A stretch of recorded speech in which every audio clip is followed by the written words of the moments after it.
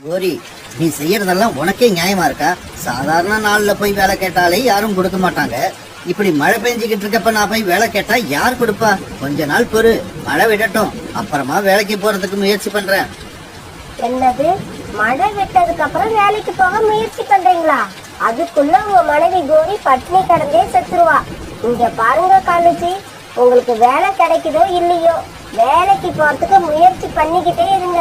அப்பதான் ஒரு இடம் இல்லைன்னா இன்னொரு இடத்துல நமக்கு ஏதாவது வேலை கிடைக்கும். கோரி, எடுத்துக்கிட்டு போறதுக்கு ஒரு கொடை கூட நம்ம வீட்டுல இல்ல. என்னால எப்படி வெளியில போக முடியும்? காலேஜி, உங்க உடம்பு ஒன்னும் சர்க்கரையில செஞ்சு வைக்கல கரைஞ்சி போறதுக்கு. அதுவும் இல்லாம உங்க உடம்புல தண்ணி பட்டு 1 மாசம் ஆகுது. ஏதோ இந்த மழையிலயாவது நீங்க குளிச்ச மாதிரி இருக்கட்டும்.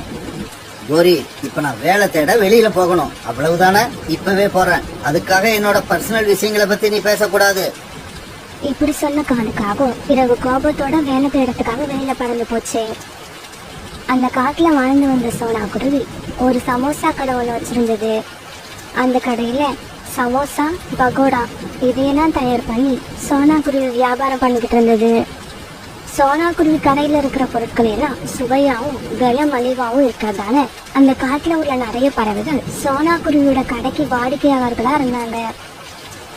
அன்னைக்கு சோனா குருவியோட செல்போன்ல மணி அடிக்க ஆரம்பிச்சது. ஹலோ, யார் பேசுறீங்க? சோனா, நான் தான் ரீட்டா பேசுறேன். பக்கோடா சமோசா ரெண்டும் கலந்து சீக்கிரமா 100 ரூபாய்க்கு கொடுத்து விடு. என்னோட வீட்டுக்கு கெஸ்ட் வந்திருக்காங்க. ரீட்டா, இப்ப மழை வேற பெய்யுது, அதுவும் இல்லாம கடையில நான் மட்டும்தான் இருக்கேன். இங்க பாரு சோனா, எப்படியாவது இந்த உதவியை எனக்கு செய். மழை பெய்யலன்னா நானே வந்து வாங்கிட்டு வந்துருவேன். சரி ரீட்டா, நான் ஏதாவது ஏற்பாடு பண்றேன். இப்படி சொல்லிட்டு போனை ஆஃப் பண்ண சோனா குருவி என்ன பண்ணலான்னு யோசிக்க ஆரம்பிச்சது. இந்த சமயத்துல வேலை தேடி வந்த காலுக்காகவும் சோனா குருவியோட கடை பக்கம் பறந்து வந்தது. காலுக்காகத்தை பார்த்த சோனா குருவி இப்படி கூப்பிட ஆரம்பிச்சது. காலண்ணா, ஒரு நிமிஷம் இங்க வாங்க, எனக்கு ஒரு உதவி பண்ணிட்டு போங்க. சோனா குருவி இப்படி கூப்பிட்டதும் காலுக்காக சோனா குருவி கடையில வந்து உக்காந்தது. சொல்லு சோனா, என்ன உதவி செய்யணும்? காலண்ணா, நான் கொடுக்குற சமோசாவை கொண்டு போய் ரீட்டா கிளி வீட்டுல கொடுக்குறீங்க. இதை செஞ்சிட்டீங்கன்னா நான் உங்களுக்கு 2 சமோசா கொடுப்பேன். சோனா குருவி சொன்னதை கேட்ட காலுக்காக இப்படி பேச ஆரம்பிச்சது. இங்க பாரு சோனா, எனக்கு 2 சமோசா கொடுத்தா மட்டும் பத்தாது. உன்னோட கடையில எனக்கு நிரந்தரமா ஒரு வேலை வேணும். உன்னால கொடுக்க முடியுமா? இதை கேட்ட உடனே சோனா குருவி ரொம்ப சந்தோஷப்பட்டுச்சு. காலண்ணா, நான் உங்களுக்கு கண்டிப்பா வேலை கொடுக்கறேன். தினமும் 100 ரூபாய் சம்பளம். இப்படி சொன்ன சோனா குருவி பிறகு ரீட்டா கிளிக்கு கொடுக்க வேண்டிய சமோசாவை பார்சல் பண்ணி கொடுக்க அதை வாங்கின காலுக்காக ரீட்டா கிளி வீட்டை நோக்கி பறந்து போச்சு.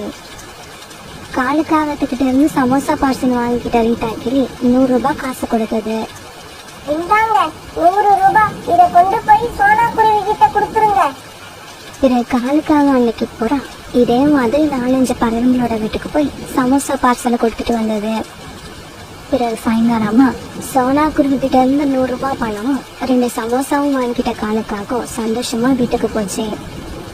கோரி, எனக்கு வேலை கிடைச்சிருச்சு. இந்த 100 ரூபாய் சம்பளம், நாம சாப்பிட 2 சமோசா. பிறகு காலுக்காகவும் குருக்காகவும் அந்த சமோசாவை சந்தோஷமா சாப்பிட்டாங்க. பிறகு ராத்திரி ஆனதும் அப்படியே படுத்து தூங்க ஆரம்பிச்சாங்க. மறுநாள் பொழுது விடிஞ்சிச்சு. கோரி, எனக்கு சீக்கிரம் டிஃபன் எடுத்து வை, நான் வேலைக்கு கிளம்பணும். காலேஜி, உடம்பு ரொம்ப சோம்பலா இருக்கு. இன்னைக்கு நான் எதுவுமே செய்யல. அப்படின்னா என்ன பட்னியா வேலைக்கு போக சொல்றியா? உங்களை நான் பட்னியா வேலைக்கு போக சொல்லல, கொஞ்சம் புத்திசாலித்தனமா நடந்துக்குங்க. அப்படின்னா? காலேஜி, நீங்க பறவைகள் வீட்டுக்கு சமோசா எடுத்துக்கிட்டு போறப்ப பசி எடுத்தா 2 சமோசாவை எடுத்து சாப்பிடுங்க. 50-100 சமோசா வாங்குற பறவைகள் அதை என்னையா பார்க்க போறாங்க?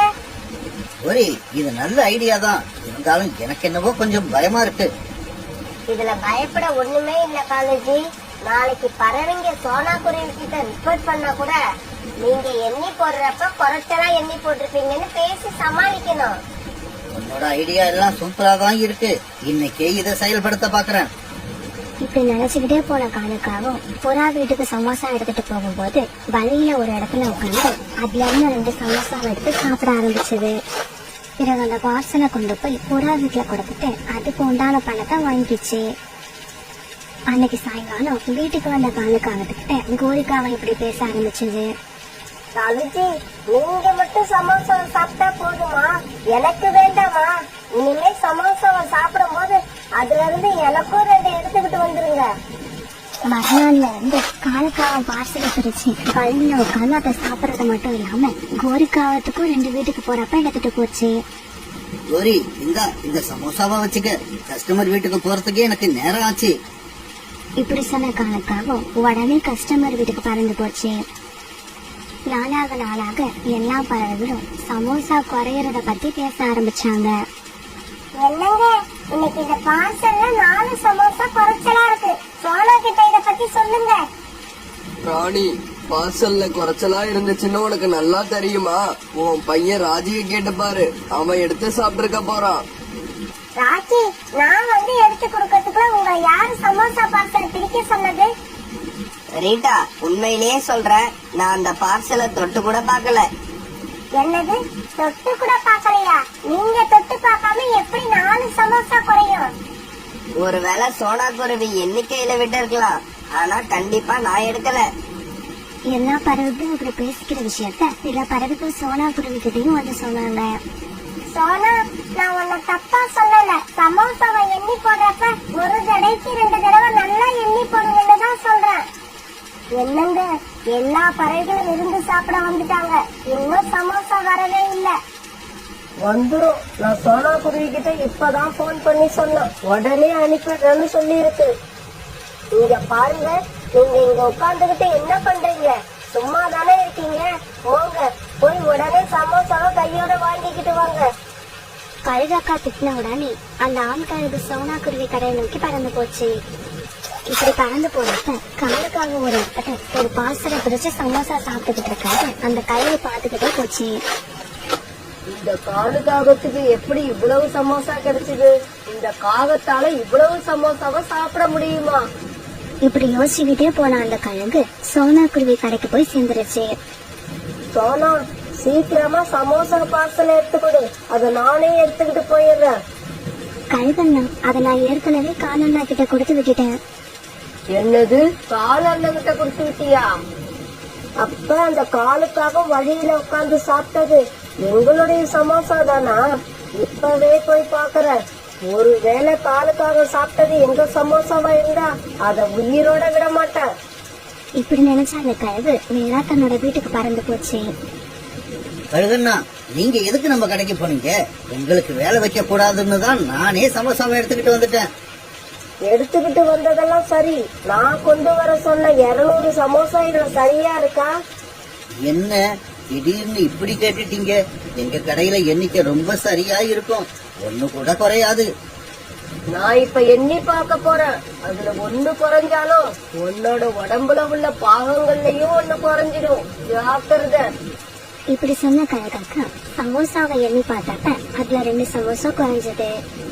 இங்க பாரு மண்டோதரி, இந்த காகம் நம்ம சமோசாவை பிரிச்சு வச்சு அதுல 2 சமோசாவும் சாப்பிட்டத நான் என் கண்ணால பார்த்தேன்.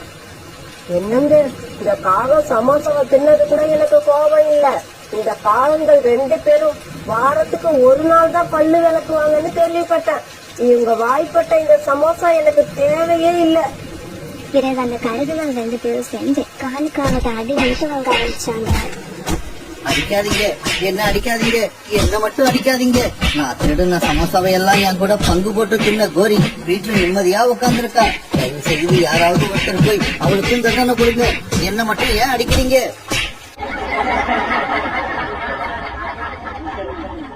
மேற்கு தொடர்ச்சி மலையோட அடிவாரத்துல இருந்த ஒரு அடர்த்தியான காட்டுல 2 குருவிகள் வாழ்ந்து வந்தாங்க. ஆண் குருவியோட பேரு ராணா குருவி, பெண் குருவியோட பேரு சோனா. இவங்க 2 பேருக்கும் கல்யாணம் ஆகி கொஞ்ச நாள் தான் ஆயிருந்தது. கொஞ்ச நாள் கழிச்சு சோனா குருவி ஒரு முட்டையிட்ட நாள்ல இருந்து சோனா குருவிக்கு உடல்நிலை சரியில்லை. அதனால ராணா குருவி தன்னோட மனைவிய பறந்து டாக்டர் ஹாஸ்பிட்டலுக்கு அழைச்சிட்டு போச்சு. இங்க பாரு ராணா, உன் மனைவிக்கு உடம்பு ஏற்கனவே வீக்கா இருந்திருக்கு. இதுல இப்ப முட்டையிட்டதுக்கு அப்புறம் அவளோட உடம்பு ரொம்பவும் பலகீனமா போயிடுச்சு. நான் கொடுக்கற மாத்திரை மருந்து தவறாம கொடு. அப்புறம் 6 மாசத்துல இருந்து 1 வருஷம் வரைக்கும் சோனா எங்கேயும் போகாம எந்த வேலையும் பார்க்காம நல்லா ரெஸ்ட் எடுக்கணும். டாக்டர் இப்படி சொன்னதை கேட்ட உடனே ராணா மனசுல குழப்பம் வந்துருச்சு. நான் வீட்டு வேலைய பாப்பனா இல்ல வேலைக்கு போய் சம்பாரிச்சுக்கிட்டு வருவேனா? எனக்கு என்ன பண்றதுன்னே தெரியல. அந்த குழப்பத்தோடயே ராணா குருவி சோனா குருவி வீட்டுக்கு அழைச்சிட்டு வந்தது. கோரி, ராணாவோட வீடு ரொம்பவும் அழகா இருக்குல்ல? எனக்கும் இதே மாதிரி ஒரு வீடு கட்டணும்னு ரொம்ப நாளா ஆசை. எவ்வளவு அழகா வீடு கட்டி என்ன புண்ணியம்? ராணாவுக்கு வாழ்க்கையில நிம்மதி இல்ல. அப்படியா? ராணாவுக்கு என்ன ஆச்சு? காலுஜி, உங்களுக்கு விஷயமே தெரியாதா? சோனா குருவியோட உடம்புல கல்யாணத்துக்கு முன்னாடி இருந்தே ஏதோ நோய் இருக்குதாம். அது என்னமோ படுத்த படுக்கையில தான் இருக்கணும்னு டாக்டர் சொல்லிட்டாங்களாம். ராணா குருவிய பார்க்க அழகா இருக்கு, கை நிறைய சம்பாதிக்குது. இருந்தாலும் என்ன பண்றது, வாழ்க்கையில நிம்மதியே இல்ல. ஐயோ, எப்படி பேசிக்கிட்டு இருக்காப்ப அந்த பக்கமா ராணா குருவி வந்தது. ராணா, ராணா, ஒரு நிமிஷம் இங்க வா. உன்கிட்ட ஒரு முக்கியமான விஷயம் பேசணும். இங்க பாரு, நான் நேத்துதான் சோனா குருவி பத்தி எல்லா விஷயத்தையும் கேள்விப்பட்டேன். பாவம், நீ இப்பதான் கல்யாணம் பண்ணல, அதுக்குள்ள உன்னோட வாழ்க்கையில சந்தோஷம் இல்லாம போயிடுச்சு. அப்படியெல்லாம் இல்ல. இன்னும் ஒரு 6 மாசம் போயிடுச்சுன்னா என் வாழ்க்கையில மறுபடி சந்தோஷம் வரும். ஐயோ ராணா, டாக்டர் சொல்றதையெல்லாம் நம்பாத. அவங்க ஒரு ஆறுதலுக்கு அப்படிதான் சொல்லுவாங்க. நான் சொல்றத கேளு. எனக்கு தெரிஞ்சு நம்ம காட்டோட வலது பக்கம் போனீங்கன்னா ஒரு பெரிய புளிய மரம் ஒண்ணு வரும். அந்த மரத்துல ஒரு அழகான குருவி ஒண்ணு வாழ்ந்து வருது. அதுக்கு இன்னும் கல்யாணம் ஆகல. அது கிட்ட போய் நேரா பேசு. பக்கத்து காட்டுல அதுக்கு சொந்தமா ஒரு வீடும் இருக்கு. ஏற்கனவே மனசு குழப்பமா போயிருந்த ராணா குருவி கோரிக்காவை சொன்னதை கேட்டதும் நேரா அந்த புளிய மரத்தை நோக்கி பறந்து போச்சு. கோரிக்காவை சொன்ன மாதிரி அந்த குருவி ஆரஞ்சு கலர் அட்டையோட பார்க்க ரொம்பவும் அழகா இருந்தது. அந்த குருவிய பார்த்த உடனே ராணா தன்னோட மனைவி, வீடு, அப்புறம் முட்டை இப்படி எல்லாத்தையும் மறந்து போயிடுச்சு. 2 பேரும் கொஞ்ச நேரம் பேச ஆரம்பிச்சாங்க. பிறகு கொஞ்ச நேரத்துல அந்த குருவி ராணாவை கூப்பிட்டுக்கிட்டு தன்னோட காட்டை நோக்கி பறந்து போயிடுச்சு. ஐயோ, இப்படி பறந்து போறத காலுக்காகவும் கோரிக்காகவும் ஒரு இடத்துல வந்து பார்த்தாங்க. காலுஜி, நான் நினைச்ச மாதிரியே அந்த குருவி ராணாவை கூப்பிட்டுக்கிட்டு தன்னோட வீட்டுக்கு போயிடுச்சு. இதுக்கப்புறம் ராணா இந்த காட்டு பக்கம் வரவே வராது. அது சரி, ராணா அந்த குருவி கூட போறதுல உனக்கு என்ன அப்படி சந்தோஷம்? என்னோட சந்தோஷத்துக்கு என்ன காரணம்னு நாளைக்கு உங்களுக்கு தெரியும். அன்னைக்கு சாயங்காலம் ஆச்சு. வேலைக்கு போன ராணாவை காணோம்னு சோனா குருவி ரொம்பவும் வருத்தத்துல உட்கார்ந்துருந்தது. என்ன இது, இவரை இன்னும் காணோம், எனக்கு என்னமோ ரொம்ப பயமா இருக்கு. இப்படி நினைச்சுக்கிட்டு கூட்டுல படுத்த சோனா குருவி ராத்திரி பூரா தூங்கவே இல்லை. மறுநாள் பொழுது விடிஞ்சிச்சு. காலையிலேயே காணுக்காகவும் ஒரிக்காகவும் வந்து சோனா குருவி வீட்டு கதவை தட்ட ஆரம்பிச்சாங்க. சோனா, சீக்கிரம் வெளியில வா. எவ்வளவு நேரமா கதவை தட்டுறது? கதவு தட்ட சத்த கேட்ட சோனா குருவி வீட்டை விட்டு வெளியே வந்தது. இங்க பாரு, உன்னோட புருஷன் ராணா குருவி பக்கத்து காட்டுல இருக்கிற ஒரு பொண்ணை கல்யாணம் பண்ணிக்கிட்டு அவ கூடவே போயிடுச்சு. இதுக்கப்புறம் ராணாவை நீ எதிர்பார்த்து உட்கார்ந்து இருக்காத. அது மட்டும் இல்ல, குடும்பத்தையே வேணாம்னு விட்டுட்டு போன ராணா இந்த வீட்டை எங்களுக்கு வித்துட்டு போயிடுச்சு. அதனால வீட்டை சீக்கிரமா காலி பண்ணு. காவல் சொன்னதை கேட்டு சோனா குருவிக்கு மயக்க வர முதல்ல ஆயிடுச்சு. இல்ல, இப்படியெல்லாம் நடந்திருக்காது, நீங்க பொய் சொல்றீங்க, நான் வீட்டை காலி பண்ண மாட்டேன். என்னது, காலி பண்ண மாட்டியா? இங்க பாரு சோனா, நீயா வீட்டை காலி பண்ணினா உனக்கு மரியாதை இல்லன்னா வீட்டுக்குள்ள உள்ள முட்டையை தூக்கி வெளியில போட்டுருவோம். காவல் சொன்னதை கேட்டுட்டு பயந்து போன சோனா குருவி பிறகு வீட்டுக்குள்ள போய் தன்னோட முட்டையை எடுத்துக்கிட்டு அழுதுகிட்டே பறந்து போயிடுச்சு. கோரி, நீ இவ்வளவு புத்திசாலியா இருப்பன்னு நான் நினைக்கவே இல்ல. அபி, உன்னோட வீடு ரொம்பவும் அழகா இருக்கு. ராணாஜி, இந்த வீடு எங்க அம்மா பார்த்து பார்த்து கட்டின வீடு. அபி, இதுக்கப்புறம் நீ எதை பத்தியும் கவலைப்படாத. நான் நிறைய சம்பாதிப்பேன். நாம இந்த காட்டுலயே பெரிய பணக்காரங்களா மாறுவோம். ராணாஜி, நீங்க இப்ப சோனாவை விட்டுட்டு ஏன் கூட வந்த மாதிரி என்னையே விட்டுட்டு போயிட மாட்டீங்கல்ல? என்ன இப்படி கேட்டுட்ட? சோனாவுக்கு நோய் வந்துடுச்சு. அதுவும் உடனே சரியா போகிற நோய் இல்ல. இதுக்கப்புறமும் சோனா கூட வாழ்ந்து என்னால எப்படி சந்தோஷமா இருக்க முடியும்? நான் என்னோட வேலைய பாப்பனா இல்ல சோனாவுக்கு வைத்தியம் பார்த்துக்கிட்டு இருப்பனா? ராணாஜி, நான் சும்மா விளையாட்டுக்கு தான் இப்படி கேட்டேன். இதுக்கப்புறம் சோனாவை பத்தியோ சோனாவோட முட்டைய பத்தியோ நான் எந்த கேள்வியும் கேட்க மாட்டேன். நீங்களும் அவங்கள பத்தி என்கிட்ட பேசாதீங்க. தன்னோட முட்டையை தூக்கிட்டு பறந்து போன சோனா குருவி ரொம்பவும் மூச்சு வாங்கினதால ஒரு இடத்துல உட்கார்ந்து கொஞ்ச நேரம் ஓய்வு எடுத்தது. அப்ப பக்கத்துல தங்களுடைய வயல்ல புறாவும் ராணி புறாவும் வேலை பார்த்துக்கிட்டு இருந்தாங்க. சோனாவை பார்த்த ராணி புறா அங்க வந்தது. நீங்க யாரு? உங்க முகத்தை பார்த்தா ரொம்ப களைப்பா இருக்கிற மாதிரி இருக்கு. உடனே சோனா குருவி நடந்தது எல்லாத்தையும் அழுதுகிட்டு ராணி புறா கிட்ட சொல்லுச்சு. இவங்க பேசுறத பார்த்த புறாவும் அங்க வந்து சோனா குருவி சொன்ன கதை எல்லாத்தையும் கேட்டுச்சு. இங்க பாரு சோனா, நீ வேற எங்கேயும் போக வேண்டாம். எங்க வீட்டுக்கு பக்கத்திலேயே ஒரு சின்ன வீடு இருக்கு. நீ அங்கேயே தங்கிக்க. நீ அங்க தங்கிக்கிட்டு எங்களோட இந்த வயல்ல வேலை பாரு. புறா சொன்னதை ஏத்துக்கிட்ட சோனா குருவி பிறகு அந்த வீட்லயே வாழ ஆரம்பிச்சது. கொஞ்ச நாள்லயே சோனா குருவியோட முட்டையில இருந்து ஒரு அழகான பெண் குழந்தை வெடி வந்தது. ராணி, இங்க வந்து பாரு, என்னோட முட்டையில இருந்து ஒரு அழகான குழந்தை வெளி வந்திருக்கு. புறாவும் ராணி புறாவும் சோனாவையும் அந்த குழந்தையும் ரொம்ப நல்ல விதமா பாத்துக்கிட்டாங்க. போனா உங்களையும் ராணியையும் என்னால எப்பவுமே மறக்க முடியாது. நீங்க 2 பேரும் என்னையும் என் குழந்தையும் ரொம்ப நல்லா பாத்துக்கிறீங்க. சோனா, நாம மத்தவங்கள கவனிச்சாதான் கடவுள் நம்மள கவனிப்பாரு. இப்படியே சில நாட்கள் நகர்ந்துச்சு.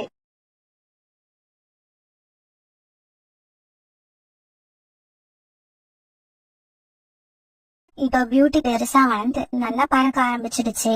தன்னோட பொண்ணு பார்க்காத சோனா குருவி ரொம்ப சந்தோஷமா பாத்துக்கிட்டு இருந்தது. பியூட்டி, பறந்தது போதும், அம்மா கிட்ட வா.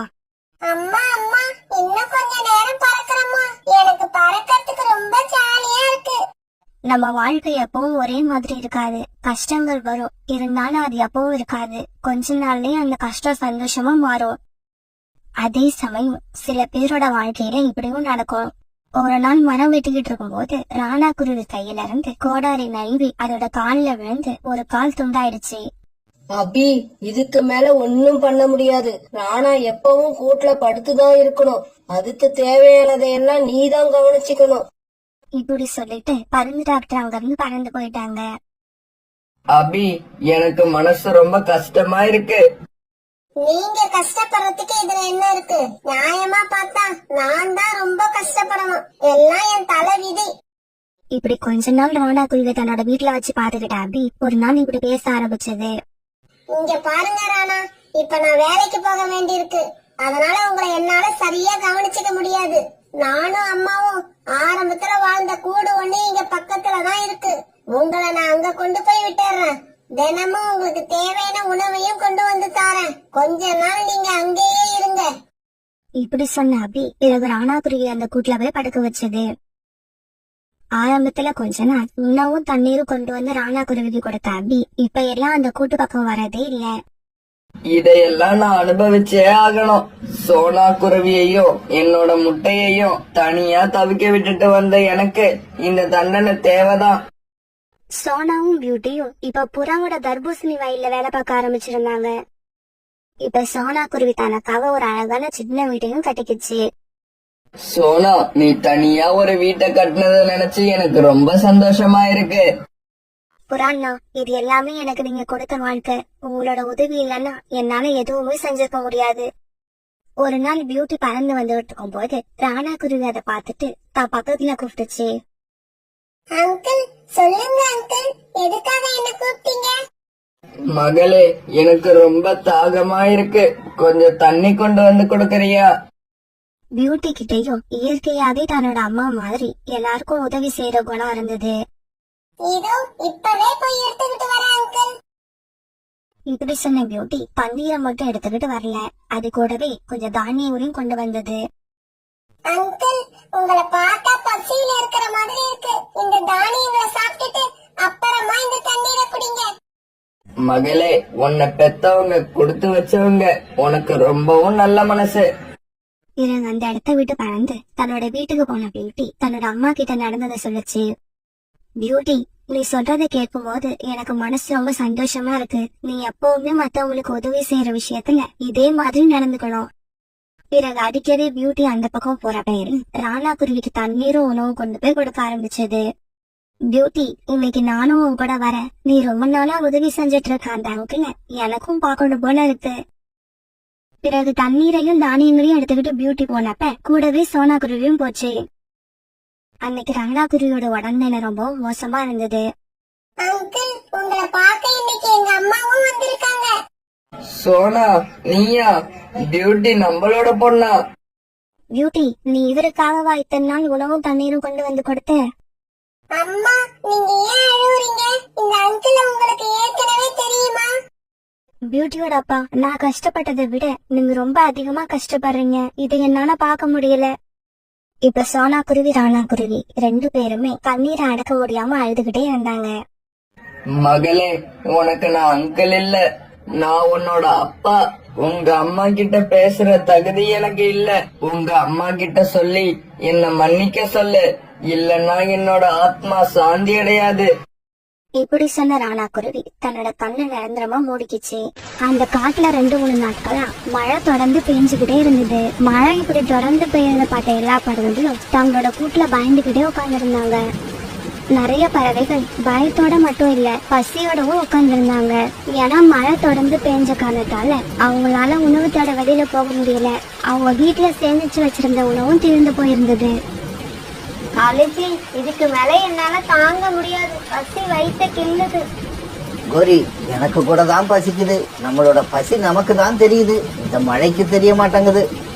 காலேஜி, நடக்கிறது நடக்கட்டும். வாங்க, நாம உணவு தேட வெளியில போவோம்.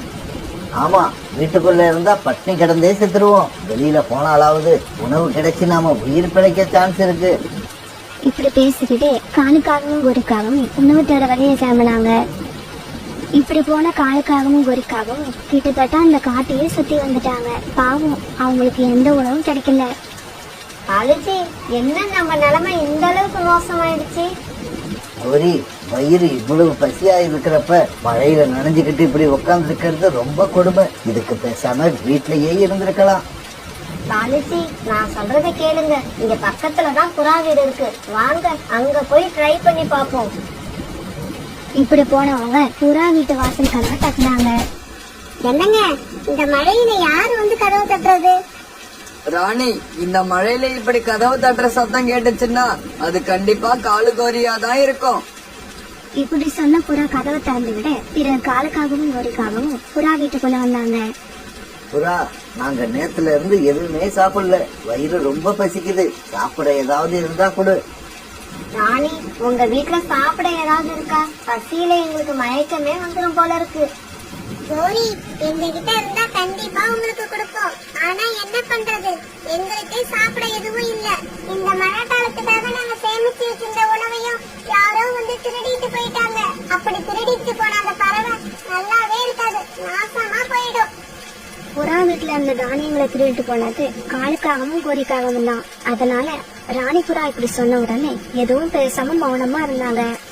ராணி, திருடிட்டு போன பறவைகளுக்கு இப்படி எல்லாம் சாபம் கொடுக்கறது ரொம்ப தப்பு. ஆமா ஆமா, பாவம். அவங்க எவ்வளவு பசியில இருந்திருந்தா திருடியாவது சாப்பிடலாம்னு நினைச்சிருந்திருப்பாங்க. அவங்க நிலைமையையும் நாம கொஞ்சம் யோசிச்சு பார்க்கணும். இங்க பாரு காலு, இப்போதைக்கு உணவு வேணும்னா சோனாகுருவி வீட்டுக்கு போறதை தவிர வேற வழி இல்ல. ஆமா, சோனாபுரி வீட்டுல தானியங்கள் இருந்தா யார் போய் கேட்டாலும் கண்டிப்பா கொடுக்கும். யார் போய் கேட்டாலும் கொடுக்கும் தான். இருந்தாலும் போன வாரம் தான் நான் அதுகிட்ட கொஞ்சம் சண்டை போட்டுட்டேன். சோனா மத்தவங்க செஞ்ச தப்பை எல்லாம் மனசுலயே வச்சுக்காது. அதையெல்லாம் அப்பவே மறந்துட்டு மறுபடியும் அவங்களுக்கு உதவி பண்ணும். அப்புறம் ஏன் பசியோட வீட்டுல உட்கார்ந்து இருக்கணும்? வாங்க, நாம சோனா குருவி வீட்டுக்கு போவோம். பிறகு எல்லாருமா சேர்ந்து சோனா குருவி வீட்டுக்கு பறந்து போனாங்க. இவங்க எல்லாம் இப்படி போனப்ப சோனா குருவி வீட்டு கதவு திறந்தே இருந்தது. அதனால எல்லாரும் வரிசையா உள்ள போயிட்டாங்க. சோனா, இந்த மழையில வாசல் கதவை ஏன் இப்படி திறந்தே வச்சிருக்க? புறாண்ணா, நீங்க எல்லாம் பறந்து வரத ஜன்னல் வழியா பார்த்தேன். உடனே வாசக்கதவு திறந்து வச்சுட்டேன். வாசக்கதவு திறந்து வச்சிருந்த மாதிரி கொஞ்சம் தானியங்களையும் எடுத்து வச்சிருந்தா எங்களுக்கு வசதியா இருந்திருக்கும். காலேஜி, ஏன் இவ்வளவு அவசரப்படுறீங்க? வீட்டுக்குள்ளதான் வந்துட்டோம்ல. எப்படி இருந்தாலும் இனி சாப்பிட்டுட்டு தான் போக போறோம். சோனா, நாங்க எல்லாருமே நேத்துல இருந்து எதுவும் சாப்பிடல. அதனால சாப்பிட ஏதாவது தானியங்கள் இருந்தா கூட. யாரும் கவலைப்படாதீங்க, நான் மழைக்காலத்துக்காக ஏற்கனவே உணவு சேகரிச்சுதான் வச்சிருக்கேன். பிறகு சோனா குருவி தானியங்கள் சேகரிச்சு வச்சிருந்த சாக்கு மூட்டையை திறந்தது. பிறகு சோனா குருவி அந்த தானியங்களை கொஞ்சம் எடுத்து இவங்க 4 பேருக்கும் சாப்பிட கொடுத்தது. பசியில இருந்த இவங்க 4 பேரும் அந்த தானியங்களை சாப்பிட்டு முடிச்சாங்க. ரீட்டா, நாங்கெல்லாம் மழை பெஞ்சு 2 நாள் கழிச்சுதான் சோனா குருவி வீட்டுக்கு வரோம். நீ எப்படி மழை பெய்ய போகுதுன்னு செய்தி கேள்விப்பட்ட உடனே இங்க வந்துட்டியா? காலு இப்படி எல்லாம் பேசாத. இன்னைக்கு காலையில தான் நான் வந்தேன். இவங்க எல்லாம் இப்படி வீட்டுக்குள்ள பேசிக்கிட்டு இருக்க வீட்டுக்கு வெளியில மழையோட வேகம் அதிகமாச்சு. அந்த சமயத்துல பெரிய கருப்பு மேகத்துக்கிட்ட சின்ன மேகம் இப்படி பேசிக்கிட்டு இருந்தது. தலைவா, நீங்க மழை பெய்ய ஆரம்பிச்சு ரொம்ப நேரம் ஆகுது. எப்பதான் நிறுத்த போறீங்க? தம்பி, இங்க பாரு, நான் வேணும்னு இப்படி செய்யல. என்னோட உடம்புல நிறைய தண்ணீர் ஊறிக்கிட்டே இருக்கு. என்னால இப்படி தண்ணீர் உருவாகிறத தடுக்க முடியல. இப்படியே போச்சுன்னா இன்னும் கொஞ்ச நேரத்துல நான் வெடிச்சிடுவேன். தலைவா, எப்படியாவது உங்களை நீங்களே கண்ட்ரோல் பண்ணிக்கங்க. இல்லன்னா இந்த காடே வெள்ளத்துல மூழ்கி போயிடும். இங்க பாருடா தம்பி, நான் என்ன எந்த அளவு கண்ட்ரோல் பண்ண முடியுமோ அந்த அளவு பண்ணி பார்த்துட்டேன். இதுக்கு மேல ஒன்னும் பண்ண முடியாது. வேணும்னா நீ ஒண்ணு பண்ணு. சீக்கிரமா காட்டுல உள்ள பறவைகள் கிட்ட போய் எங்கேயாவது உயரமான பாதுகாப்பான இடத்துக்கு போக சொல்லு. இப்பவே போறேன். இப்பவே போய் எல்லா பறவைகள் கிட்டையும் இந்த செய்தியை சொல்றேன். இப்படி சொன்ன அந்த சின்ன மேகம் உடனே வேகமா கீழே இறங்கி அந்த காட்டுக்கு போச்சு. ஆனா அந்த மேகம் அப்படி தரையிறங்கி பாக்குறப்ப அந்த காட்டுல எந்த பறவைகளுமே வெளியில இல்ல. இப்ப நாம என்ன பண்றது? இந்த சமயம் பார்த்து எந்த பறவையும் நம்ம கண்ணுல படல. பெரிய மேகம் வெடிச்சிருச்சுன்னா இந்த பறவைகளோட உயிருக்கே ஆபத்து உண்டாயிடும். இந்த காட்டுல அதுக்கப்புறம் பறவைகளே இருக்க மாட்டாங்க. இப்படி யோசிச்சு அந்த சின்ன மேகம் பிறகு வேகமா கத்த ஆரம்பிச்சது. பறவைகளே, நீங்கெல்லாம் எங்க இருக்கீங்க? சீக்கிரமா யாராவது இங்க வாங்க. இந்த காட்டுக்கு ஒரு பெரிய ஆபத்து வரப்போகுது. ரீட்டா, யாரோ கூப்பிடுற மாதிரி சத்தம் கேட்கல? இல்லையே, எனக்கு ஒண்ணும் கேட்கல. இல்ல ரீட்டா, யாரோ கூப்பிடுற சத்தம் எனக்கு நல்லா கேக்குது. அவங்க ஏதோ ஆபத்துல இருக்காங்கன்னு நினைக்கிறேன். அப்படியா? அப்படின்னா வாங்க, யாரு ஆபத்துல இருக்கான்னு போய் பாப்போம். ரீட்டா, நீங்க எல்லாம் இங்கே இருங்க. நான், சோனா, புறா, நாங்க 3 பேரும் போய் பார்த்துட்டு வரோம். பிறகு சோனா குருவி, காலுக்காவும் புறா இவங்க 3 பேரும் வெளியில பறந்து போனாங்க. மழை இப்ப முன்ன விட அதிகமா பெஞ்சது. காலுக்காவத்தாலையும் சோனா குருவியாலையும் பறக்க கூட முடியல. அதனால இவங்க 3 பேரும் ஒரு இடத்துல உட்கார அவங்கள பார்த்த அந்த சின்ன மேகம் வேகமா அவங்க கிட்ட வந்தது. ஆமா, இவ்வளவு நேரமா நீங்க எல்லாம் எங்க போயிருந்தீங்க? நான் எவ்வளவு நேரமா உங்களுக்கு குரல் கொடுக்கறது? மேகமே, கோவிச்சுக்காத. மழை அதிகமா பெஞ்சதால நாங்க எல்லாம் சோனா குருவி வீட்டுல தான் இருந்தோம். ஆமா, எதுக்காக எங்களை தேடினீங்க?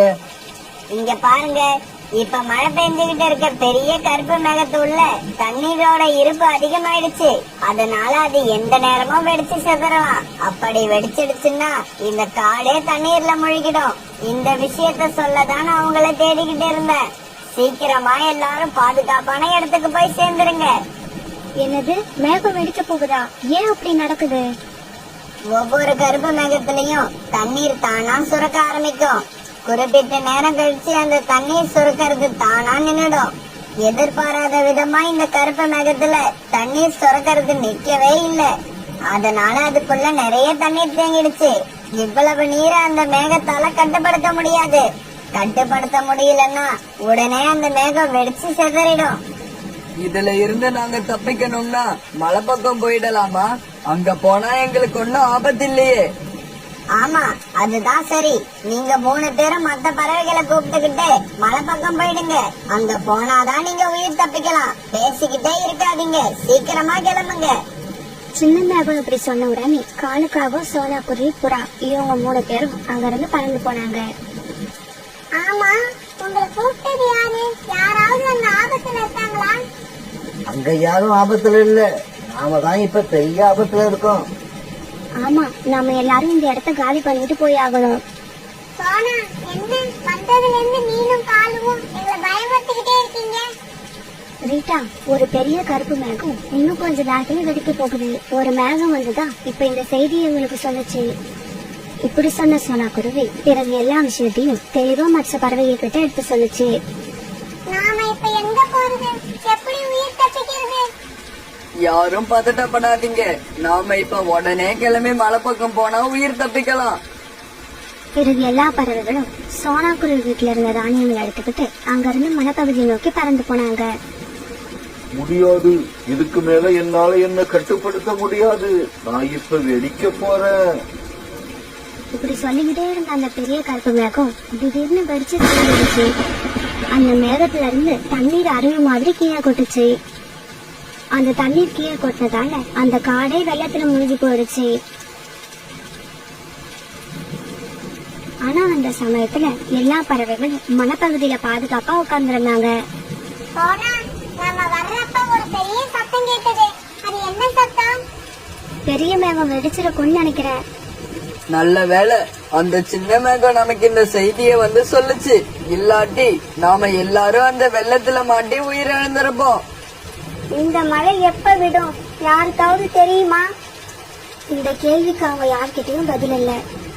இந்த மழையில நாம இப்படி நனைஞ்சுக்கிட்டே உட்கார்ந்து இருந்தா ஒரு சீக்கிரம் நம்மளோட உயிர் போயிடும். இப்படி அவங்க பேசிக்கிட்டு இருக்கப்ப கோரிக்கா அவன் எதிரில இருந்த ஒரு குகைய பார்த்தது. நண்பர்களே, நாம எல்லாம் தப்பிச்சிட்டோம். அங்க பாருங்க, பக்கத்திலேயே ஒரு குகை இருக்கு. நாம எல்லாம் அதுக்குள்ள போயிடுவோம், வாங்க. பிறகு அந்த குகைய பார்த்த எல்லா பறவைகளும் ரொம்ப சந்தோஷப்பட்டாங்க. பிறகு எல்லாரும் அந்த குகையை நோக்கி பறந்து போனாங்க. இப்படி குகைக்குள்ள போனதுக்கு அப்புறம் தான் எல்லா பறவைகளும் அவங்க பாதுகாப்பா இருக்கிறத உணர்ந்தாங்க. ரொம்பவும் மகிழ்ச்சியானாங்க. பிறகு அவங்க எடுத்துட்டு போன தானியங்களை சாப்பிட்டாங்க. கொஞ்ச நேரத்துக்கு முன்னால நாம எவ்வளவு பதட்டத்துல இருந்தோம். ஆனா இப்ப பாருங்க, சந்தோஷமா இருக்கோம். எல்லாரோட வாழ்க்கையும் இப்படிதான். எப்ப கஷ்டம் வரும் எப்ப சந்தோஷம் வரும்னு சொல்லவே முடியாது. சோனா குருவி தன்னோட 3 குழந்தைங்களோட ஒரு சின்ன வீட்டுல வாழ்ந்து வந்தது. இந்த 3 குழந்தைங்கள்ல பெரியவன் பேரு ஆகாஷ், அடுத்தவன் பேரு குக்கு, 3வது ஒரு பெண் குழந்தை, அவ பேரு பியூட்டி. மூத்தவன் ஆகாஷ் சின்ன வயசுல இருந்து படிப்புல ரொம்பவும் கெட்டிக்காரனா இருந்தான். சின்னவன் குக்குவுக்கு அவ்வளவா படிப்பு வரல. அதனால அம்மாவுக்கு உதவி செஞ்சுக்கிட்டு எந்நேரமும் வயல்லயே இருப்பான். பெரியவன் ஆகாஷ் நல்லா படிச்சதால சோனா குருவியான வெளிநாட்டுக்கு அனுப்பி படிக்க வச்சது. அம்மா, அண்ணன் இப்ப வெளிநாடு போயிருக்கான். படிச்சு முடிச்சு அண்ணனுக்கு வேலை கிடைச்ச உடனே நம்மளோட வாழ்க்கை ரொம்பவும் சந்தோஷமா மாறிடும்ல. ஆமா பியூட்டி, நாம இது வரைக்கும் பட்ட கஷ்டம் எல்லாம் போற இடம் தெரியாம போயிடும். ஆகாஷ் அப்ராடுக்கு படிக்க போனதை நினைச்சு அவங்க குடும்பத்துல உள்ள 3 பேரும் இப்படியெல்லாம் நினைச்சு ரொம்ப சந்தோஷப்பட்டாங்க. காலங்கள் ரொம்ப வேகமா ஓடுச்சு. ஆகாஷ் வெளிநாட்டுல தன்னுடைய படிப்பை முடிச்சுட்டு வேலை தேடிக்கிட்டு இருந்தான். ஒரு நாள் சோனா குருவியும் குக்குவும் வயல்ல வேலை செஞ்சுக்கிட்டு இருந்தாங்க. குக்கு, நீயும் நல்லா படிச்சிருந்தனா ஏதாவது நல்ல வேலைக்கு போயிருப்ப. ஆனா நீ சரியா படிக்காம இந்த வெயில்ல என் கூட வயல்ல வேலை பார்த்து கஷ்டப்படுற. அம்மா, நான் இந்த வயல் வேலைய கஷ்டப்பட்டு பாக்குறேன்னு நினைக்கிறீங்களா? இல்லம்மா, நான் சந்தோஷமா இந்த வேலைய பாக்குறேன். அதுக்கு காரணம் என்ன தெரியுமா? எங்க அம்மாவுக்கு நான் உதவி செய்யறேன்னு நினைக்கிறப்ப எனக்குள்ள ஒரு தனி சந்தோஷம் வருது. இவங்க இப்படி பேசிக்கிட்டு இருக்கும் போது வெளிநாட்டுல இருந்து வந்த ஒரு பறவை சோனா குருவிய பார்க்க வந்தது. வாங்கண்ணா, நீங்க வெளிநாட்டுல இருந்து எப்ப வந்தீங்க? என் பையனை பாத்தீங்களா? ஆகாஷ் நல்லா இருக்கானா? சோனா, உன் பையனை 2 நாளைக்கு முன்னாடி தான் பார்த்தேன். அவனுக்கு இப்ப வெளிநாட்டிலேயே வேலை கிடைக்கிற மாதிரி இருக்கு. ஆனா வேலை கிடைக்கணும்னா 50,000 ரூபாய் பணம் டெபாசிட் பண்ண சொல்றாங்க. அந்த பணத்தை சீக்கிரமா ரெடி பண்ணி உன் பையனோட அக்கவுண்ட்டுக்கு அனுப்பி விடு. உன் பையன் இததான் உன்கிட்ட சொல்ல சொன்னான். சரி, எனக்கு கொஞ்சம் வேலை இருக்கு, நான் கிளம்புறேன். இப்படி சொன்ன அந்த பறவை பிறகு அங்க இருந்து பறந்து போயிடுச்சு. அந்த பறவை சொன்னதை கேட்டதும் குக்குக்கு ரொம்ப சந்தோஷமா இருந்தது. ஆனா அவங்க அம்மா சோனா குருவியோட முகம் ரொம்ப கவலையா இருந்தது. அம்மா, ஏம்மா கவலைப்படுறீங்க? இந்த நாளுக்காகத்தானே இத்தனை வருஷமா காத்துக்கிட்டு இருந்தோம். அண்ணனுக்கு வேலை கிடைக்க போற சமயத்துல நீங்க ஏன் வருத்தமா இருக்கீங்க? குக்கு, ஆகாஷ்க்கு வேலை கிடைக்க 50,000 ரூபாய் பணம் கட்டணும். இப்ப நம்ம கிட்ட 10,000 ரூபாய் தான் இருக்கு. மீதி 40,000 ரூபாய்க்கு என்ன பண்றது? இப்படி சொன்ன சோனா குருவி பிறகு குக்குவை கூட்டுக்கிட்டு ஜமீன்தார் காலுக்காக வீட்டுக்கு பறந்து போச்சு. சோனா, பணம் கொடுக்கறது வாங்கறது இது எல்லாத்தையும் இப்பெல்லாம் என் மனைவி கோரி தான் பாத்துக்கிறா. இங்க பாரு சோனா, வேற யாரு வந்து பணம் கேட்டாலும் நான் இல்லன்னு தான் சொல்லுவேன். உன் பையனுக்கு நான் கொடுக்கற பணத்தால வேலை கிடைக்க போகுது. அதனால உனக்கு நீ கேட்ட பணத்தை கொடுக்கலாம்னு முடிவு பண்ணிட்டேன். ஆனா பாரு, வட்டி விஷயத்துல நான் ரொம்ப கரெக்டா இருப்பேன். கோரி அக்கா, உங்ககிட்ட வட்டி ரொம்ப அதிகமா இருக்கு. அத கொஞ்சம் குறைச்சுக்கிட்டீங்கன்னா நல்லா இருக்கும். சோனா, உனக்கு நான் பணம் கடனா தரேன்னு சொன்னதே பெருசு. அதுக்காக வட்டியெல்லாம் குறைக்க முடியாது. இஷ்டம் இருந்தா பணத்தை வாங்கு, இல்லன்னா இப்பவே இடத்த காலி பண்ணு. அம்மா, நம்ம அண்ணனோட வேலைக்காக தானே பணம் கடன் வாங்குறோம். அண்ணனுக்கு சம்பளம் வந்த உடனே சீக்கிரமா இந்த கடனை அடைச்சிடலாம். நீங்க எதை பத்தியும் கவலைப்படாம இந்த பணத்தை வாங்குங்க. சோனா பாத்தியா, குக்குவுக்கு தெரிஞ்சது கூட உனக்கு தெரிய மாட்டேங்குது. இப்ப உனக்கு என்ன பணம் வேணுமா வேண்டாமா? பிறகு வேற வழி இல்லாத சோனா குருவி காலுக்காகத்துக்கிட்ட இருந்து 40,000 ரூபாய் பணத்தை கடனா வாங்குச்சு. இப்படி வாங்கின பணத்தை ஆகாஷ்க்கு அனுப்பி விட்டது. இப்படியே சில நாட்கள் நகர்ந்துச்சு. ஆகாஷ் கிட்ட இருந்து பணம் வரும்னு சோனா குருவி குடும்பமே எதிர்பார்த்துக்கிட்டு இருந்தது. ஆனா ஆகாஷ் கிட்ட இருந்து எந்த செய்தியும் வரல. ஒரு நாள் காலுக்காகமா சோனா குருவி வீட்டுக்கு வந்தது. சோனா, உன் பையன் இன்னுமா சம்பளம் வாங்கல? நான் பணத்தை உங்ககிட்ட கொடுத்து 2 மாசம் ஆயிடுச்சு. இன்னும் உங்ககிட்ட இருந்து எந்த பதிலும் வரல. காலையா, நீங்க கவலைப்படாம வீட்டுக்கு போங்க. இந்த மாசம் எப்படியும் என் பையன் கிட்ட இருந்து சம்பளம் வந்துடும் எதிர்பார்க்கறேன். அப்படி வந்துச்சுன்னா நானே உங்க வீட்டுக்கு கொண்டு வந்து கொடுத்துறேன். சோனா குருவி இப்படி சொன்ன உடனே காலுக்காக அங்க இருந்து பறந்து போயிடுச்சு. ஒரு நாள் வயல்ல வேலை பார்த்துட்டு சாயங்காலமா வீட்டுக்கு போன சோனா குருவிக்கு ரொம்பவும் ஆச்சரியமா இருந்தது. ஏன்னா சோனா குருவியோட மூத்த பையன் ஆகாஷ் வெளிநாட்டுல இருந்து வீட்டுக்கு வந்திருந்தான். ஆகாஷ், என்னடா இது, ஒரு லெட்டர் கூட போடாம திடீர்னு இப்படி வந்து நிக்கிற? உன்னை ரொம்ப நாள் கழிச்சு பாக்குறப்ப அம்மாவுக்கு எவ்வளவு சந்தோஷமா இருக்கு தெரியுமா? ஆனா ஆகாஷ் சோனா குருவியோட எந்த பேச்சுக்கும் எந்த பதிலும் சொல்லாம மௌனமா நின்னுட்டு இருந்தான். ஆகாஷ், என்னடா இது, அம்மா பாட்டுக்கு பேசிக்கிட்டே இருக்க, நீ எதுவும் பேசாம ஏன் மௌனமா நிக்கிற? அம்மா, நான் உங்ககிட்ட ஒரு விஷயம் சொல்லிட்டு போலான்னு தான் வந்தேன். எனக்கு இப்ப கல்யாணம் ஆயிடுச்சு.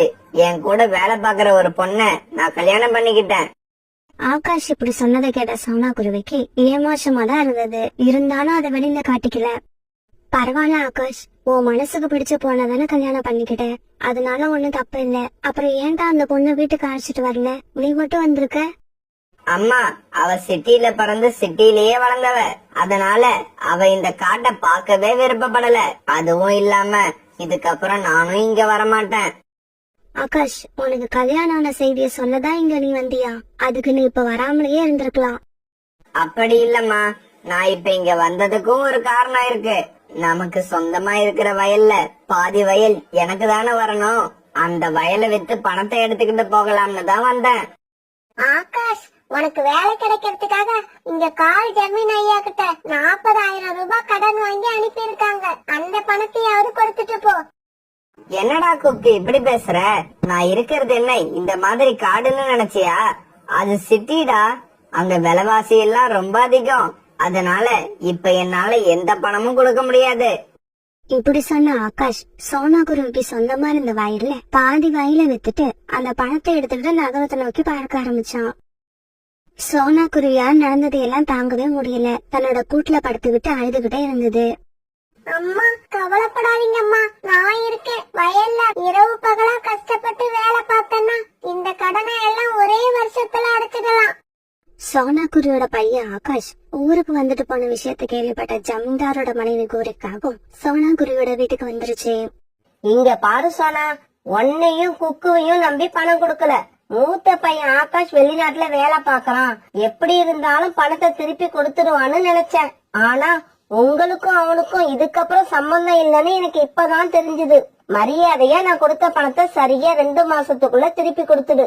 இல்லன்னா இந்த வீட்டை காலி பண்ணிடு. இந்த வீட்டை வித்து எனக்கு வர வேண்டிய பணத்தை நான் எடுத்துப்பேன். இப்படி சொல்லிட்டு கோரிக்காக அங்க இருந்து பறந்து போயிடுச்சு. ஒரு நாள் சோனா குருவிக்கு உடல்நிலை சரியில்லாததால குக்கு மட்டும் வயல்ல போய் வேலை பார்த்துட்டு இருந்தான். அந்த சமயத்துல குக்கு தன்னுடைய அம்மா நிலைமையை நினைச்சு கண்ணீர் விட்டு அழுதான். ஆகாஷ், உன்னை நம்ம அம்மா எவ்வளவு கஷ்டப்பட்டு படிக்க வச்சாங்க. கடன் வாங்கி பணத்தை கொடுத்து உனக்கு வேலையும் வாங்கி கொடுத்தாங்க.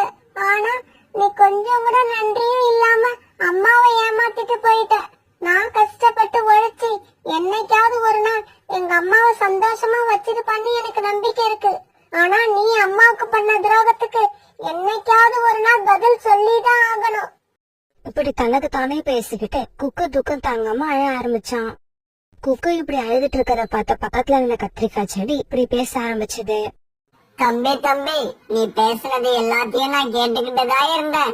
கவலைப்படாத, உனக்கு நான் உதவி பண்றேன். என்னோட செடியில இருந்து ஒரே ஒரு கத்திரிக்காய பறிச்சு மார்க்கெட்டுக்கு எடுத்துக்கிட்டு போ. அதை வித்து பணமாக்கு. தினமும் நீ அப்படி செஞ்சீனா உனக்கு நிறைய பணம் கிடைக்கும். உன்னோட கஷ்டம் எல்லாம் தீர்ந்துடும். அந்த செடி இப்படி பேசுனத கேட்ட குக்குவுக்கு சிரிப்பு வந்தது. கத்திரிக்காய் செடியே, நீ சொல்றதை என்னால நம்ப முடியல.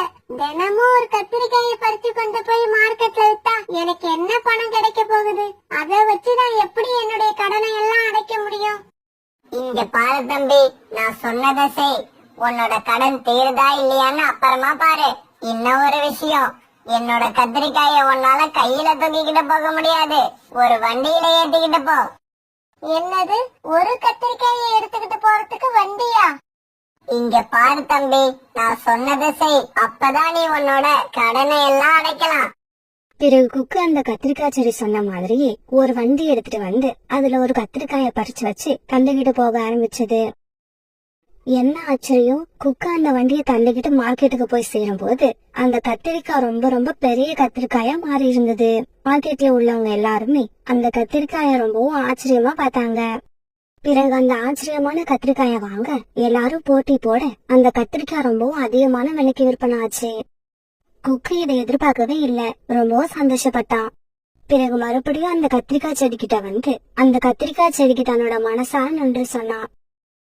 பிறகு கொஞ்ச நாள் இப்படி கத்திரிக்காய பறிச்சு கொண்டு போய் மார்க்கெட்ல வியாபாரம் பண்ணிக்கிட்டு இருந்த குக்குவோட குடும்பம் இப்ப ரொம்பவும் நல்ல நிலைமைக்கு வந்துடுச்சு. காலுக்காங்கிட்ட வாங்கின கடனை எல்லாம் ரொம்பவும் ஈஸியா திருப்பி கொடுத்துட்டாங்க. இப்ப அவங்களுக்கு சொந்தமா பெரிய வீடு, நிறைய வயல்கள் இப்படி எல்லாமே இருந்தது. சோனா குருவியோட குடும்பம் அந்த காட்டிலேயே பணக்கார குடும்பமா மாறிடுச்சு. பிறகு குக்கு தன்னோட தங்கச்சி பியூட்டிக்கு ஒரு நல்ல இடத்துல மாப்பிள்ள பார்த்து கல்யாணம் பண்ணி வச்சான். ஆரம்பத்துல எவ்வளவு கஷ்டப்பட்டாங்களோ அதை தாண்டி 1000 மடங்கு இப்ப சோனா குருவி குடும்பத்துல உள்ள எல்லாரும் சந்தோஷமா இருந்தாங்க.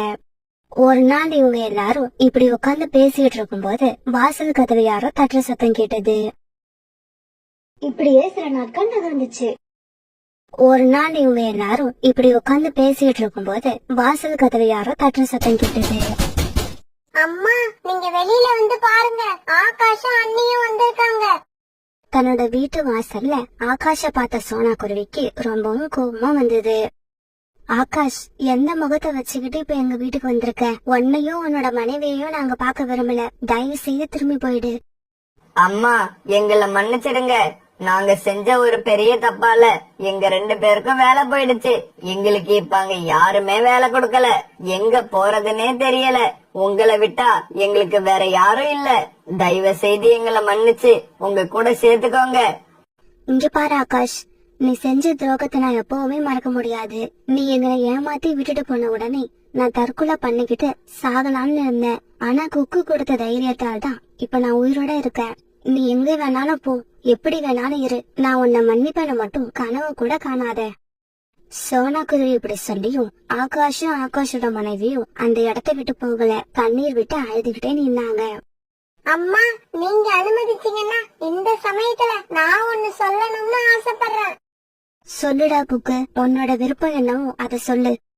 இங்க பாரு ஆகாஷ், உனக்கும் உன்னோட மனைவிக்கும் எங்களோட வயல்ல வேலை தரோம். எங்களோட கோபம் போவதுக்கு எத்தனை வருஷம் ஆகுதோ அத்தனை வருஷமும் நீங்க 2 பேரும் இந்த வேலையை பார்த்துக்கிட்டே இருக்கணும். வயல்லயே ஒரு சின்னதா உடைஞ்சி போன வீடு இருக்கு, நீங்க அங்கதான் தங்கணும். இதையெல்லாம் செஞ்சுக்கிட்டு அம்மாவோட மனசு எப்ப மாறுதுன்னு எதிர்பார்த்துக்கிட்டே இருங்க. இது ஆகாஷும் ஆகாஷோட மனைவியும் சந்தோஷமா ஏத்துக்கிட்டாங்க. அவங்க செஞ்ச பாவத்தை போக்குறதுக்காக கணவனும் மனைவியும் இப்ப வயல்ல வேலை பார்க்க ஆரம்பிச்சாங்க. மேற்கு தொடர்ச்சி மலையோட அடிவாரத்துல இருந்த ஒரு காட்டுல சோனா குருவி தன்னுடைய குழந்தை பியூட்டி கூட வாழ்ந்து வந்தது. சோனா குருவி ரொம்பவும் நேர்மையான குருவி. அது தன்னோட பொண்ணு பியூட்டியையும் தன்ன மாதிரியே நேர்மையான முறையில வளர்த்து வந்துச்சு. சோனா குருவி தன்னுடைய வீட்டு வாசல்ல ஒரு மாதுளை செடியை வளர்த்து வந்துச்சு. அந்த மாதுளை செடியை சோனா குருவியும் பியூட்டியும் சேர்ந்து ரொம்பவும் கவனமா பாத்துக்கிட்டாங்க.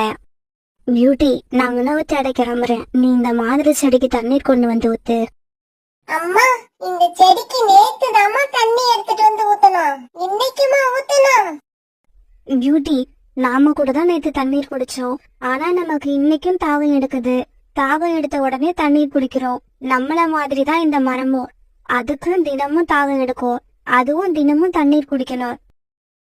தன்னோட அம்மா சொன்னதோட அர்த்தத்தை புரிஞ்சுக்கிட்ட பியூட்டியும் பிறகு ஒரு பானையை எடுத்துக்கிட்டு தண்ணீர் எடுக்கிறதுக்காக உணவு தேட போன தன்னோட அம்மா கூடவே பறந்து போச்சு. இப்படி நதிக்கு போன பியூட்டி பானையில தண்ணீர் எடுத்துக்கிட்டு தன்னோட வீட்டுக்கு திரும்ப போற சமயத்துல ஜக்கு அங்க வந்தா. பியூட்டி, நீங்க வச்சிருக்க மாதுளை மரத்துல எப்ப பழங்கள் பழுக்க ஆரம்பிக்கும்? அந்த மரத்துல சீக்கிரமாவே பழங்கள் பழுக்க ஆரம்பிக்கும்னு எங்க அம்மா சொன்னாங்க. அதுக்கப்புறம் நான் தினமும் இனிப்பான மாதுளை பழங்களை சாப்பிடுவேன். பியூட்டி பியூட்டி, அந்த மாதுளை மரத்தை நீ எனக்கு கொடுத்துட்டு நீ வேற ஒரு செடியை கொண்டு வந்து வளர்த்துக்க. இங்க பாரு ஜக்கு, அந்த மாதுளை மரம் சின்ன செடியில இருந்து நானும் எங்க அம்மாவும் அதை ரொம்ப அன்பா வளர்க்கறோம். அந்த மாதுளை மரத்தை நான் யாருக்கும் கொடுக்க மாட்டேன்.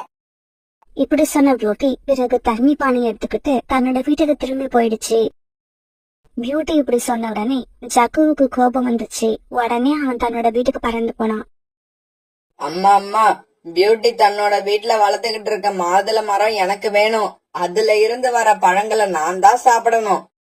காலுஜி, நம்ம புள்ள சொல்றது உங்க காதுல கேக்குதா இல்லையா? அவனோட இந்த சின்ன ஆசைய கூட உங்களால நிறைவேற்ற முடியாதா? நம்ம பையன் ஜக்கு எப்படி அழுவுறான்னு பாருங்க. கோரி, சோனா குருவி அந்த மாதுளை மரத்தை சின்ன செடியிலேருந்து தன்னோட வீட்டுல வளர்த்து வருது. நாம இப்ப அதை எடுத்துக்கிட்டு வந்து நம்ம வீட்டுல வச்சா அது பெரிய பிரச்சனையாகும். அதுக்காக நம்ம பையன் இப்படி அழுதுகிட்டு இருக்கிறத என்னால பார்க்க முடியாது. பொறுமையா இரு கோரி, அதுக்கும் என்கிட்ட ஒரு வழி இருக்கு. எனக்கு தெரிஞ்சு நம்ம காட்டுல வேப்ப மரங்கள் நிறைய இருக்கு. அதுல ஒரு வேப்ப மரத்தை கொண்டு போய் சோனா குருவி வீட்டு வாசல்ல நட்டு வச்சுட்டு அந்த மாதுளை மரத்தை எடுத்துக்கிட்டு வந்து நம்ம வீட்டுல நட்டு வச்சிருவோம். ஜக்கு, நான் சொன்னனா இல்லையா? நமக்கு என்ன பிரச்சனையா இருந்தாலும் நம்ம அப்பா கிட்ட சொன்னா ஏதாவது ஒரு ஐடியா பண்ணி நாம நினைச்சத நடத்தி காட்டுவாங்க. பிறகு ராத்திரி ஆச்சு. ஒரு வேப்ப மரத்தை சோனா குருவி வீட்டுக்கு எடுத்துட்டு போன காலுக்காகவும் அங்க இருந்த மாதுளை மரத்தை எடுத்துட்டு அந்த இடத்துல அந்த வேப்ப மரத்தை நட்டு வச்சது. பிறகு மாதுளை மரத்தை தூக்கிக்கிட்டு தன்னோட வீட்டுக்கு வந்துச்சு. மறுநாள் பொழுது விடிஞ்சிச்சு. காலையில எழுந்திரிச்சு வந்த ஜக்கு தன்னோட வீட்டு வாசல்ல மாதுளை மரத்தை பார்த்துட்டு ரொம்பவும் சந்தோஷப்பட்டான். அப்பா அப்பா, இந்த மரத்துல எப்ப மாதுளை பழங்கள் காய்க்க ஆரம்பிக்கும்?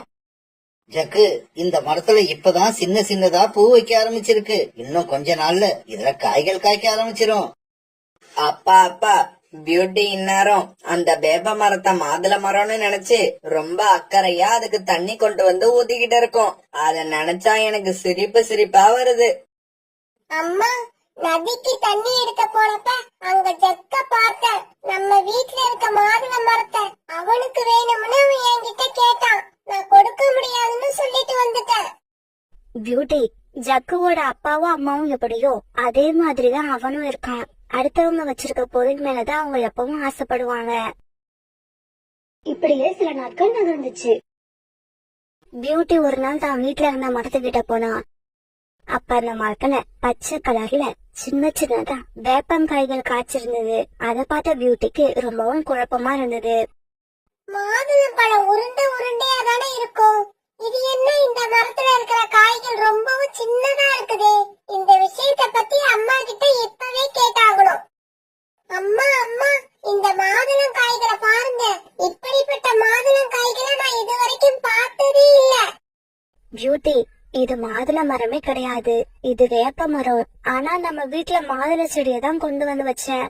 அது எப்படி வேப்ப மரமா மாறுச்சுன்னு எனக்கு ஒண்ணுமே புரியல. சோனா குருவி இப்படி சொன்னதும் அத பியூட்டியால தாங்க முடியல. உடனே கண்ணீர் விட்டு ஆயிடுச்சு. அம்மா அம்மா, என்னைக்கோ ஒரு நாள் இந்த மரம் நமக்கு மாதுளம் பழங்களை கொடுக்குங்கிற ஆசையாலதான் இந்த மரத்துக்கு நான் தினமும் தண்ணி ஊத்தி வளர்த்தேன். என்னோட கண்ணை எப்படி பாதுகாப்பனும் அந்த மாதிரி பாதுகாத்தேன். ஆனா கடைசியா இந்த மரம் என்னை இப்படி ஏமாத்தணும்னு நான் நினைக்கவே இல்லை. இப்படி அழுதுகிட்டு இருந்த பியூட்டிக்கு கொஞ்ச நேரம் ஆறுதல் சொன்ன சோனா குருவி இரவு உணவு தேட பறந்து போச்சு. இருந்தாலும் அம்மா உணவு தேட போனதுக்கு அப்புறம் பியூட்டி அழுதுகிட்டே அங்க உட்கார்ந்து இருந்தது. பியூட்டி இப்படி அழுதுகிட்டே இருக்கத பார்த்த அந்த காட்டோட வனதேவரை பியூட்டி மேல இறக்கப்பட்டு அதுகிட்ட போச்சு. பியூட்டி, கொஞ்ச நேரம் அழாம இரு. நடந்தது எல்லாத்தையுமே நான் பாத்துக்கிட்டு தான் இருக்கேன். உன்னோட மாதுளை மரம் எப்படி வேப்ப மரமா மாறுச்சுன்னு எனக்கு தெரியும். இந்த காட்டுல இருக்கிற காகங்கள் தான் உன்னோட மாதுளை மரத்தை எடுத்துக்கிட்டு அந்த இடத்துல வேப்ப மரத்தை கொண்டு வந்து வச்சாங்க. அந்த ஜக்கு இருக்கால, அவன் எப்பவுமே என்கிட்ட வம்பு இழுத்துக்கிட்டே இருக்கான். அவன் என்ன நிம்மதியா இருக்க விடவே மாட்டான்.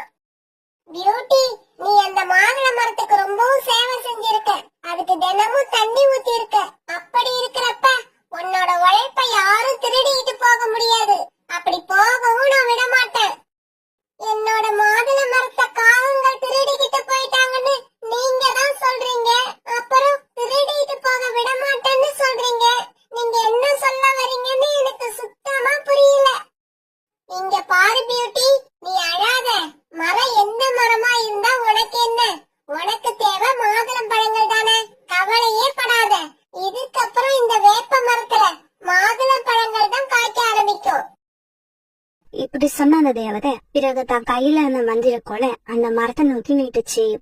என்ன ஆச்சரியம், அந்த வேப்ப மரத்துல உள்ள வேப்பங்காய்கள் எல்லாம் மாதுளம்பழங்களா மாறிடுச்சு. பிறகு இந்த தேவதை காங்களோட வீட்டை நோக்கி பறந்து போச்சு. இப்படி போன தேவதை மாதுளை மரத்துல இருந்த மாதுளம் பழங்களை எல்லாம் வேப்பங்காய்களா மாத்திடுச்சு. தன்னோட வீட்டுல இருந்த வேப்ப மரத்துல இப்ப மாதுளை பழங்கள் பழுத்ததை பார்த்த பியூட்டிக்கு சந்தோஷம் தாங்கல. அம்மா அம்மா, இங்க வந்து பாருங்க, நம்ம மாதுளை மரத்துல வேற ஏதோ சின்ன சின்ன காய்கள் காய்ச்சிருக்கு. ஜக்கு இப்படி கத்துன உடனே காலுக்காகவும் குறிக்காகவும் அந்த மரத்துக்கிட்ட வந்தாங்க. ஜக்கு, பயப்படாத. ஒரு சமயம் இந்த மரத்துல இந்த மாதிரி சின்ன சின்ன மாதுளம் பழங்கள் காய்க்கும்னு நினைக்கிறேன். காலுஜி, சீக்கிரமா இத சாப்பிட்டு பாருங்க. உடனே காலுக்காக ஒரு வேப்பங்காயை எடுத்து சாப்பிட்டு பார்த்தது. சீச்சி, ஒரே கசப்பு. கோரி, இது மாதுளம்பழம் இல்ல, இது வேப்பங்கா. தன்னோட அப்பா இப்படி சொன்ன உடனே அதை கேட்ட ஜக்கு சோகமாயிட்டா. இந்த சமயத்துல அந்த மாதுளை மரம் இப்படி பேச ஆரம்பிச்சது. இங்க பாருங்க காகங்களே, உங்களோட எண்ணம் எப்படி இருக்கோ அதே மாதிரிதான் இந்த மரத்துல வர பழங்களோட ருசியும் இருக்கும். நல்ல எண்ணம் கொண்ட குருவிகளோட வேப்ப மரத்துல இனிப்பான மாதுளை பழங்கள் காய்ச்சிருக்கு. திருட்டு புத்தியும் பேராசையும் கொண்ட உங்களுடைய மாதுளை மரத்துல வேப்பங்காய்கள் காய்ச்சிருக்குது. இத கேட்ட காலுக்காகவும் கோரிக்காகவும் ஜக்கு இவங்க 3 பேரும் சோனா குருவியோட வீட்டுக்கு பறந்து போனாங்க. அங்க இருந்த வேப்ப மரத்துல பெரிய பெரிய சிவப்பான மாதுளம் பழங்கள் காய்ச்சி தொங்கிக்கிட்டு இருந்தது. சோனா குருவியும் பியூட்டியும் அந்த மரத்துக்கு கீழே உட்காந்து மாதுளம் பழங்களை ஆசை தீர சாப்பிட்டுக்கிட்டு இருந்தாங்க. காலுஜி, அந்த மரம் சொன்னது உண்மைதான். நாம உண்மையாவும் நேர்மையாவும் நடந்துகிட்டோம்னா நமக்கு கிடைக்கிற எல்லாமே இனிப்பாவும் சந்தோஷமாவும் ஒரு பெரிய அடர்ந்த காட்டுல இருந்த சின்ன வீட்டுல ஒரு வயதான காகம் வாழ்ந்து வந்துச்சு. அந்த காகத்துக்கு 2 பசங்க. மூத்த பையன் பேரு காலு, 2வது பையன் பேரு வாளு. ஒரு நாள் உடம்பு முடியாம படுத்த படுக்கிற இருந்த அந்த வயதான காகம் தன்னோட மூத்த பையன் காலு காகத்தை தாங்கிட்ட கூப்பிட்டாங்க. டேய் காலு, உன்னோட தம்பி வாலு எங்க போயிருக்கான்? அம்மா, அவன் உங்களுக்கு மருந்து வாங்கறதுக்காக மருந்து டாக்டர் ஹாஸ்பிட்டல் வரைக்கும் போயிருக்கான். இங்க பாருடா காலு, என்னோட உடம்பு ரொம்ப மோசமா போய்கிட்டு இருக்கு. ஒருவேளை நான் செத்துட்டேன்னா உன் தம்பிய நீதான் பத்திரமா பாத்துக்கணும். அவன் ஏதாவது தப்பு பண்ணனா கூட அவனை நீதாண்டா காலு அட்ஜஸ்ட் பண்ணி போகணும். அப்புறம் நம்ம கிட்ட இருக்கிற இந்த வீட்டுல நீங்க 2 பேரும் கடைசி வரைக்கும் ஒத்துமையா இருக்கணும். இது இல்லாம நமக்குன்னு ஒரே ஒரு மாமரம் இருக்கு. அந்த மாமரத்தை நீங்க 2 பேரும் சேர்ந்துதான் பத்திரமா பாத்துக்கணும். இப்படி சொல்லிட்டு இருந்த அந்த வயதான காகம் அப்படியே இறந்து போயிட்டாங்க. அம்மா அம்மா, என்னோட அம்மா இறந்து போயிட்டாங்க, என்னோட அம்மா இறந்து போயிட்டாங்க. இந்த சமயத்துல பறந்து டாக்டர் கிட்ட மருந்து வாங்க போன காலுக்காகத்தோட தம்பி வாழ்வும் அங்க வந்தது. அண்ணா, நான் அம்மாவுக்கு தேவையான எல்லா மருந்தையும் வாங்கிக்கிட்டு வந்துட்டேன். அம்மாவை எழுந்திருச்சு உட்காந்து இத சாப்பிட சொல்லுங்க. வாளு வாளு, அம்மா உயிரோட இல்ல, அம்மா இறந்துட்டாங்கடா. இதை கேட்டுட்டு காலுக்காகத்தோட தம்பி வாளு கண்ணீர் விட்டு அழ ஆரம்பிச்சது. இங்க பாரு வாளு, அழாத. அம்மாவுக்கு வயசாயிடுச்சு, அப்புறம் அவங்களோட உடல்நிலை வேற சரியில்லை. எப்படி நம்ம அப்பா வயசானதுக்கு அப்புறம் நிம்மதியா இறந்து போனாரோ அதே மாதிரிதான் நம்ம அம்மாவும் இறந்து போயிருக்காங்க. பறவையா பிறந்தவங்க எல்லாம் ஒரு நாள் இல்ல ஒரு நாள் இறந்து போய் தானே ஆகணும். இப்படியே 2-3 நாட்கள் ஓடிடுச்சு. காலுக்காகத்தோட வீட்டுல இருந்த மல்லிகை பொருட்கள் எல்லாம் காலியாயிடுச்சு. சமைக்கிறதுக்கான எந்த பொருளுமே அந்த வீட்டுல இல்ல. இத பார்த்த காலுக்காகவும் காலுக்காகத்தோட தம்பி வாழுவும் இப்படி பேச ஆரம்பிச்சாங்க. இங்க பாரு வாளு, இதுக்கு அப்புறமும் நாம இப்படியே இருந்தா குடும்பத்தை நடத்த முடியாது. அதனால நீ ஏதாவது வேலைக்கு போக முயற்சி பண்ணு. அண்ணா அண்ணா, நான் வேலைக்கு போயிட்டா வீட்டு வேலைகளை எல்லாம் யார் செய்யறது? உங்களுக்கு தான் எந்த வேலையை செஞ்சு பழக்கமே இல்லையே. இங்க பாரு வாளு, நான் இப்ப கல்யாணம் பண்ணலாம்னு முடிவு பண்ணிருக்கேன். கல்யாணம் பண்ணி நான் உனக்கு ஒரு அண்ணிய கொண்டு வர போறேன். சரி சரி, நீ சீக்கிரமா போய் வேலை கிடைக்குதான்னு பாரு. நான் போய் கல்யாணம் பண்ணி அண்ணிய அழைச்சுக்கிட்டு வந்துடுறேன். அதுக்கப்புறம் நம்ம 2 பேருக்கும் சாப்பாடு தயார் பண்ற வேலைய அவ பாத்துப்பா. பிறகு காலுக்காகத்தோட தம்பி வேலை தேடி கிளம்ப காலுக்காகவும் கல்யாணம் பண்ணிக்கிறதுக்காக பறந்து போச்சு.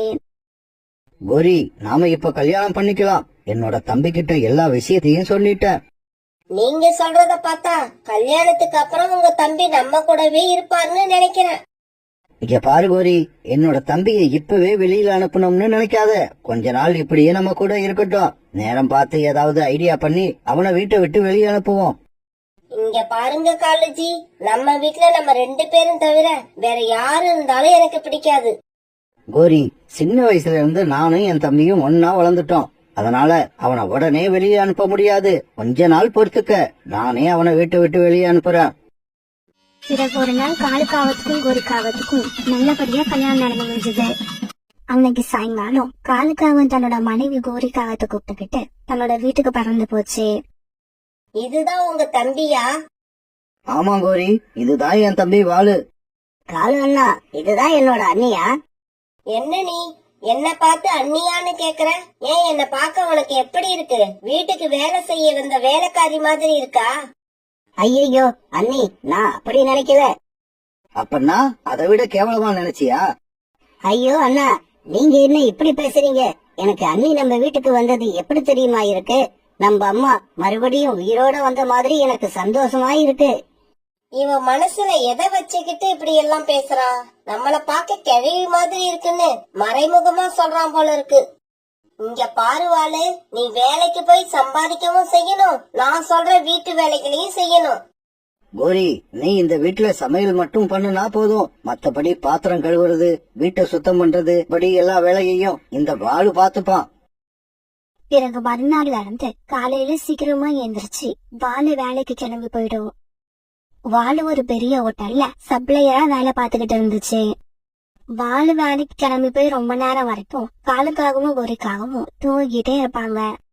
ரொம்ப லேட்டா எழுந்திருக்கிற இவங்க 2 பேரும் நதிக்கரைக்கு போய் உட்காந்து காத்து வாங்க ஆரம்பிச்சாங்க. பிறகு சாயங்காலமா வீட்டுக்கு வர கோரிக்காகவும் வேண்டா வெறுப்பா இரவு உணவை தயார் பண்ண ஆரம்பிக்கும். வாலு, உன்னோட சம்பள பணத்தை இப்படி கொடு. இந்தாங்க அண்ணி, இன்னைக்கு என்னோட சம்பளம் 200 ரூபாய். அண்ணி, எனக்கு ரொம்ப பசிக்குது, இப்ப சாப்பிடலாமா? சாப்பாடு எல்லாம் ரெடியா தான் இருக்கு, ஆனா எனக்கு ஒரு டீ போட்டு கொடுத்துட்டு அதுக்கப்புறமா சாப்பிடு. உடனே வாலு கிச்சனுக்கு போய் தன்னோட அண்ணிக்காக டீ தயார் பண்ண ஆரம்பிச்சது. காலுக்காவத்தோட வீட்டுல தினமும் இப்படிதான் நடந்துகிட்டு இருந்தது. காலுக்காவும் கோரிக்காவும் வாலு மேல கொஞ்சம் கூட பாசமே இல்லாம இருந்தாங்க. ஆனா வாலு தன்னோட அண்ணன் மேலையும் அண்ணி மேலையும் ரொம்பவும் மதிப்பும் மரியாதையும் வச்சிருந்தது. ஒரு நாள் கோரிக்காவத்தோட அம்மா கோரிக்காவ வீட்டுக்கு வந்தாங்க. கோரி, இன்னும் எத்தனை நாள் தான் உன் கணவரோட தம்பிய இந்த வீட்லயே வச்சிருப்ப? இன்னும் கொஞ்ச நாள் இப்படியே இருந்தா அவனும் உன் கணவருக்குள்ள சொத்துல பங்கு கேட்பான். அதனால சீக்கிரமா அவனை வீட்டை விட்டு விரட்டுற வழிய பாரு. அம்மா, வாளுவ வீட்டை விட்டு வெளியே அனுப்பிட்டா எங்களுக்கு தினமும் கிடைக்கிற வருமானம் போயிடும். இங்க பாருடி கோரி, வருமானத்தை பாத்தீங்கன்னா உங்ககிட்ட இப்ப உள்ள இந்த வீடு, அப்புறம் அந்த மாமரம், இதெல்லாம் உங்களுக்கு முழுசா வந்து சேராது.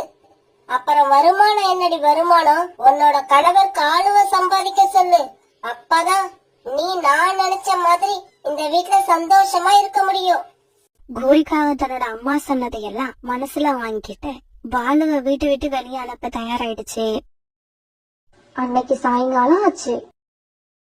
இங்க பாருங்க காலேஜி, கல்யாணம் ஆகி கொஞ்ச நாள் கழிச்சு வாளுவ வீட்டை விட்டு அனுப்புறேன்னு சொன்னீங்க.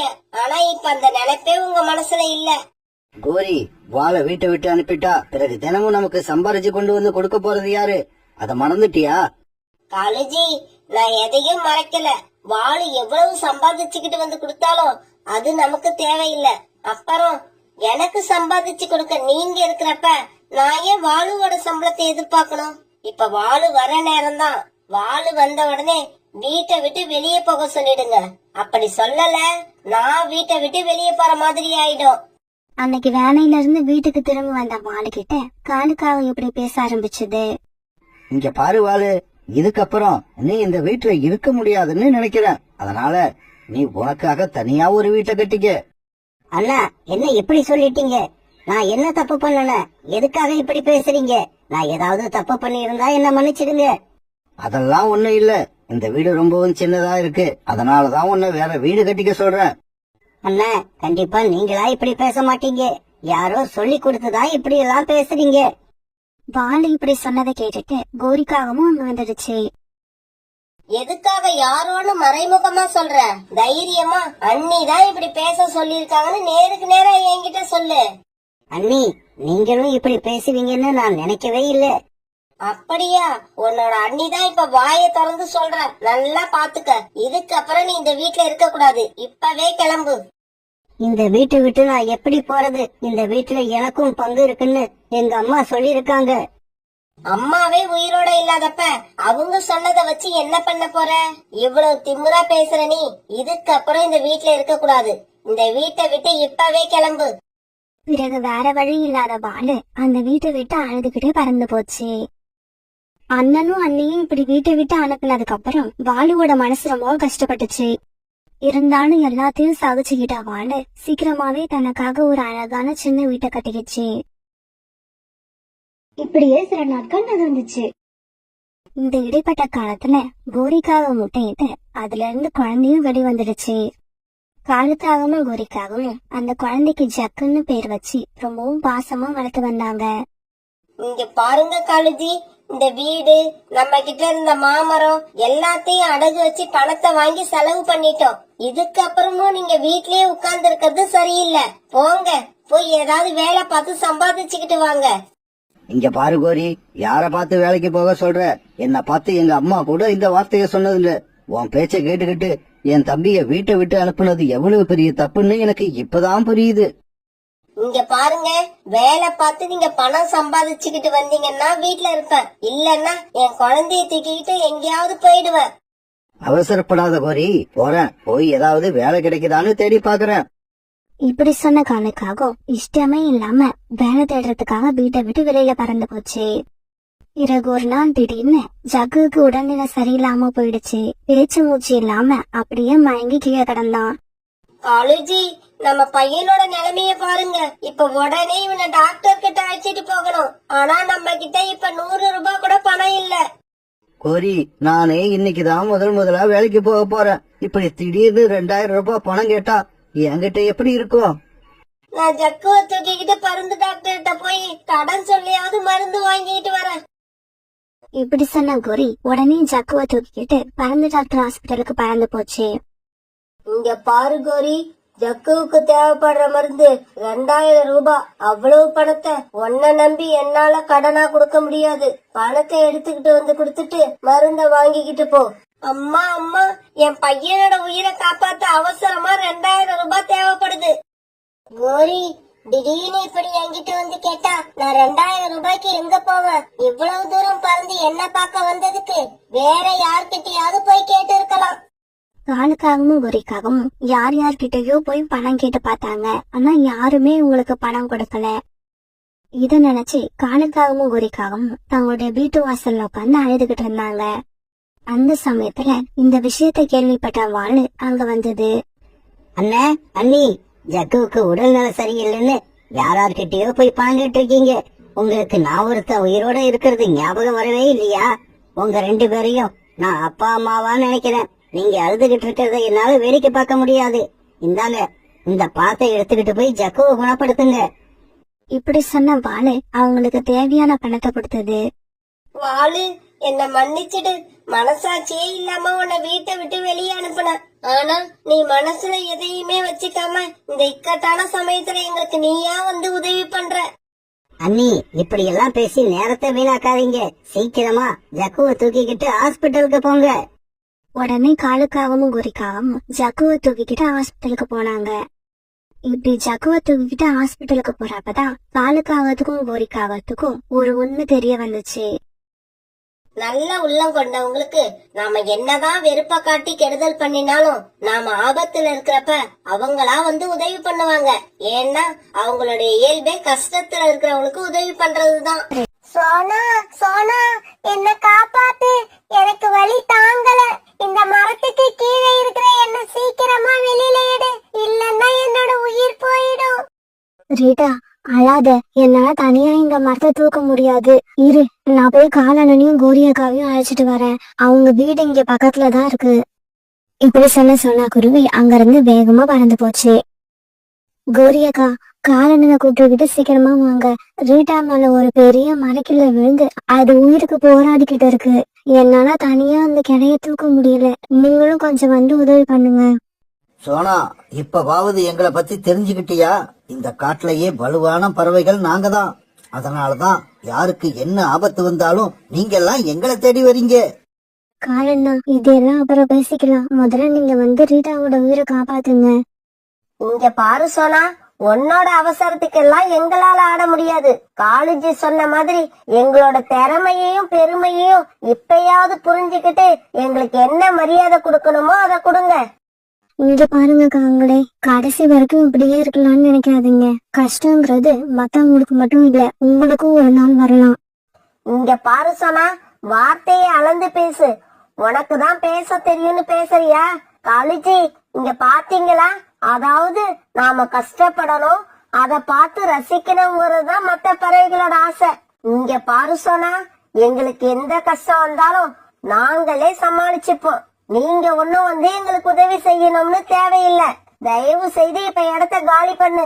இவ்வளவு தூரம் பேசுனதுக்கு அப்புறம் யாருக்கும் உதவி செய்யணும்னு எங்களுக்கு அவசியம் இல்ல. உடனே சோனா குருவி காங்களோட வீட்டை விட்டு வேகமா வெளியே போச்சு. இப்படி பறந்து போன சோனா குருவி நேரா புறா வீட்டுக்கு போச்சு. அந்த சமயத்துல புறா, ராணி புறா இவங்க 2 பேரும் அவங்க வீட்டுக்கு வெளியில உட்காந்து பேசிக்கிட்டு இருந்தாங்க. புறா வீட்டுக்கு போன சோனா குருவி நடந்தது எல்லாத்தையும் அவசரமா அவங்க கிட்ட சொல்லுச்சு. உடனே எல்லா பறவையும் சோனா குருவி பின்னால பறந்து போனாங்க. காப்பாத்துங்க, என்ன காப்பாத்துங்க, எனக்கு ரொம்ப வலிக்குது, சீக்கிரமா என்ன காப்பாத்துங்க. பிறகு எல்லா பறவைகளும் சேர்ந்து அந்த மரங்களை தூக்கி வேற பக்கம் விட்டு எறிஞ்சாங்க. உடனே ரீட்டா கிளி ரொம்பவும் சிரமப்பட்டு எழுந்திரிச்சு உட்கார்ந்தது. நண்பர்களே, நல்ல வேலையா சீக்கிரமா வந்து என்ன காப்பாத்திட்டீங்க. உங்க எல்லாருக்கும் ரொம்ப நன்றி. ரீட்டா, இந்த சம்பவம் எப்படி நடந்துச்சு? நான் இந்த மரத்துக்கு கீழே உட்கார்ந்து ஒரு மிளகா பழத்தை சாப்பிட்டுக்கிட்டு இருந்தேன். அப்ப திடீர்னு ஒரு மரக்கிளை முறிஞ்சி என் மேல விழுந்துடுச்சு. சோனா, நீ காகங்களை அழைச்சுக்கிட்டு வரேன்னு சொல்லிட்டு தானே போன. அப்புறம் ஏன் ரொம்ப தூரம் பறந்து போய் இவங்களை கூப்பிட்டுக்கிட்டு வந்திருக்க? நீ போன சமயம் காகங்கள் வீட்டுல இல்லையா? நான் போனப்ப காங்க வீட்டுலதான் இருந்தாங்க. இப்படி ஆனது சோனா குருவி பிறகு நடந்தது எல்லாத்தையும் தன்னோட நண்பர்கள் கிட்ட சொல்லுச்சு. அவங்க 2 பேரும் கொஞ்சம் கூட இரக்கமே இல்லாம பேசுறாங்க. இப்படி எல்லாம் கூட இறக்கமே இல்லாத பறவைகள் இருப்பாங்கன்னு எனக்கு இப்பதான் தெரியும். நாம எந்த சூழ்நிலையிலும் அந்த காகங்கள் மேல நம்பிக்கையே வைக்க கூடாது. அவங்க 2 பேரும் எந்த நிமிஷத்துல எப்படி மாறுவாங்கன்னு யாருக்கும் தெரியாது. நண்பர்களே, கடைசி வரைக்கும் அந்த காகங்கள் இப்படியே இருந்துட முடியாது. நம்ம நடந்துக்கிற விதம் தப்புன்னு என்னைக்காவது ஒரு நாள் அந்த காகங்களுக்கு தெரிய வரும். இப்படியே சில நாட்கள் நடந்துச்சு. ஒரு நாள் காகங்கள் 2 பேரும் பறந்து போய்கிட்டு இருக்கப்ப ராணி குருவி அவங்கள கூப்பிட்டுச்சு. காகங்களே, கொஞ்சம் இங்க வாங்க, எனக்கு ஒரு உதவி பண்ணிட்டு போங்க. ரோனி, அவசரமா போயிட்டு இருக்க எங்களை அலட்சியமா தடுத்து நிறுத்திட்ட. சொல்லு, எதுக்காக எங்களை தடுத்து நிறுத்தின? என்னோட கூடு ரொம்பவும் மோசமான நிலைமையில இருக்கு. இத சரி பண்றதுக்கு எனக்கு கொஞ்சம் காஞ்ச பொருட்கள் தேவைப்படுது. என்னோட ரெக்கைகள்ல காயம் பட்டு கட்டு போட்டு இருக்க. அதனால காட்டுக்குள்ள போய் என்னால காஞ்ச பொருட்களை எடுத்துக்கிட்டு வர முடியல. நீங்க போற வழியில எங்கேயாவது காஞ்ச பொருட்கள் பாத்தீங்கன்னா எனக்காக கொஞ்சம் எடுத்துக்கிட்டு வாங்க. இவ்வளவுதானா? இல்ல எங்களுக்கு இன்னும் ஏதாவது வேலை வச்சிருக்கியா? வேற எந்த வேலையும் இல்ல, எனக்கு நீங்க இந்த உதவியை மட்டும் செஞ்சா போதும். ஆமா, எங்களை பார்க்க உனக்கு எப்படி இருக்கு? உனக்கு வேலை செய்யற வேலைக்காரவங்க மாதிரியா இருக்கும். இந்த காட்டுக்குள்ள எல்லா பறவைகளும் பார்த்து பயப்படுற எங்களை நீ உனக்கு வேலைக்காரங்களாக்கிக்கலான்னு பாக்குற, அப்படிதானே? இல்ல இல்ல, நான் அப்படியெல்லாம் நினைக்கல. இங்க பாரு, இதுக்கு மேல ஏதாவது ஒரு வார்த்தை பேசுன, இங்க இருக்கிற கூட்டையும் ஒன்னையும் கீழே தள்ளிட்டு போயிடுவோம், ஜாக்கிரதை. இப்படி சொன்ன காகங்கள் பிறகு அங்கிருந்து பறந்து போனாங்க. என்னோட ரெக்கையில இப்படி அடிபட்டு கட்டு போட்டு இருக்கிறத பார்த்தும் இந்த காகங்களுக்கு என் மேல இறக்கம் வரல. கொஞ்சம் கூட கருணையே இல்லாத காகங்கள் இவங்க. பிறகு கொஞ்ச நேரம் கழிச்சு அந்த வழியா சோனா குருவி பறந்து வந்துச்சு. உடனே ரோனி குருவி சோனா குருவியை கூப்பிட்டு நடந்தது எல்லாத்தையும் சொல்லிச்சு. ரோனி அக்கா, இறக்கமே இல்லாத அந்த காகங்கள் கிட்ட உங்களை யார் உதவி கேட்க சொன்னது? கொஞ்ச நேரம் வெயிட் பண்ணுங்க, நான் இப்பவே போய் காஞ்ச பொருட்கள் எங்க இருந்தாலும் தேடி எடுத்துட்டு வரேன். இப்படி சொன்ன குருவி காட்டுக்குள்ள பறந்து போச்சு. பிறகு அது சொன்ன மாதிரி காஞ்ச பொருட்களை எடுத்துக்கிட்டு சீக்கிரமா திரும்பி வந்துடுச்சு. ரோனி அக்கா, நீங்க கொஞ்சம் இந்த கூட்டை விட்டு அந்த மரத்துல போய் உட்காருங்க. சோனா குருவி அப்படி சொன்ன உடனே ரோனி குருவி தாவி போய் மரத்துல உட்காந்துருச்சு. பிறகு சோனா குருவி ரோனி குருவியோட கூட்டை சரி பண்ணி கொடுத்துச்சு. சோனா, உனக்கு எப்படி நன்றி சொல்றதுன்னே தெரியல. நான் இந்த கூட்டை சரி பண்றதுக்கு ரொம்ப கஷ்டப்படுவேன்னு நினைச்சேன். ஆனா நீ என்னோட வேலையை ரொம்பவும் ஈஸியாக்கிட்ட. ரோனி அக்கா, இதுக்கு என்ன நன்றி சொல்ல வேண்டிய அவசியம் இல்ல. நாளைக்கு எனக்கு ஏதாவது ஒரு துன்பம் வந்தா நீங்க எனக்கு உதவி பண்ண மாட்டீங்களா? இப்படி கேட்ட சோனா குருவி பிறகு அங்க இருந்து பறந்து போயிடுச்சு. ஒரு நாள் இந்த காட்டு பகுதிக்கு தூரமா உள்ள ஒரு காட்டுல வந்து புதுசா ஒரு கழுகு வந்தது. நாம இந்த இடத்துக்கு வந்தது இந்த காட்டுல உள்ள பறவைகளுக்கு தெரியாது. அதனால நாம மறைஞ்சிருந்து இந்த பகுதிக்கு வர பறவைகளை ஈஸியா பிடிச்சு சாப்பிடலாம். இப்படி அந்த கழுகு யோசிச்சுக்கிட்டு இருக்கும் போது காலுக்காகவும் குறிக்காகவும் அங்க உள்ள ஒரு மட்டில வந்து உட்கார்ந்தாங்க. காலேஜி, இந்த இடத்துல கருப்பு வெள்ளத்துல ஒரு பழம் இருக்கு. அது ரொம்ப டேஸ்டா இருக்கும். அப்படியா சொல்ற?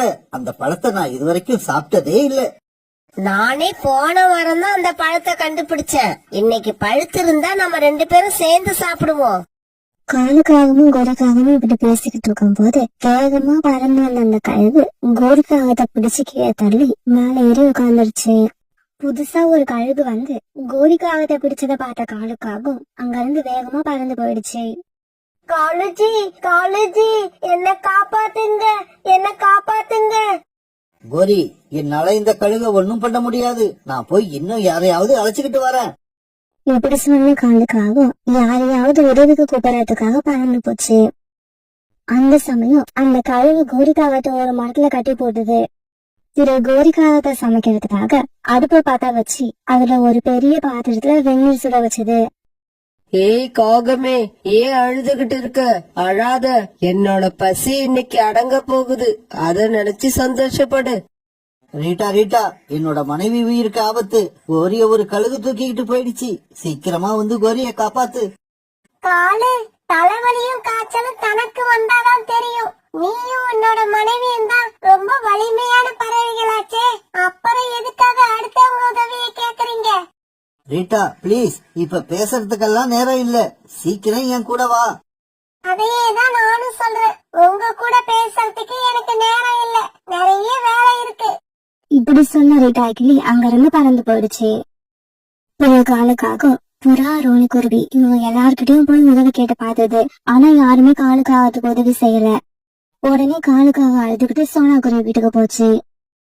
சோனா, சோனா, என் கோரியோட உயிரை காப்பாத்து. கோரியோட உயிர் இப்ப ஆபத்துல இருக்கு. இப்படி சொன்ன காலுக்காகவும் பிறகு நடந்தது எல்லாத்தையும் சொல்லுச்சு. சோனா, உங்ககிட்ட எல்லாம் உதவி கேட்க எனக்கே வெக்கமாதான் இருக்கு. நானும் கோரியும் இதுவரைக்கும் உங்க யாருக்கும் எந்த உதவியும் செஞ்சதில்ல. அதனால என் மனைவியோட உயிரை காப்பாத்தாம விட்டுறாதீங்க. காலண்ணா, உங்களுக்கு இப்ப வந்த நிலைமை ரொம்பவும் மோசமான நிலைமை. இந்த மாதிரி நிலைமை வராம இருக்கணும்னா அக்கம் பக்கத்துல உள்ளவங்க கூட நல்ல விதத்துல பழகி அவங்க மனசுல இடம் பிடிச்சிருக்கணும். இருப்போம் சோனா, இருப்போம். இதுக்கப்புறம் நாங்க அப்படிதான் இருப்போம். நீ சொன்ன மாதிரி எல்லார்கிட்டையும் அன்பா பழகுவோம். பிறகு சோனா குருவி, புறா, ரீட்டாக்கிளி, ரோனி குருவி இவங்க எல்லாரையும் சமாதானப்படுத்தி கோரிய காப்பாத்துறதுக்காக காலுக்காக கூட பறந்து போச்சு. இப்படி போன எல்லாரும் ஒரு மரத்து மேல உட்கார்ந்து அங்க இருந்த நிலைமைய பார்த்தாங்க.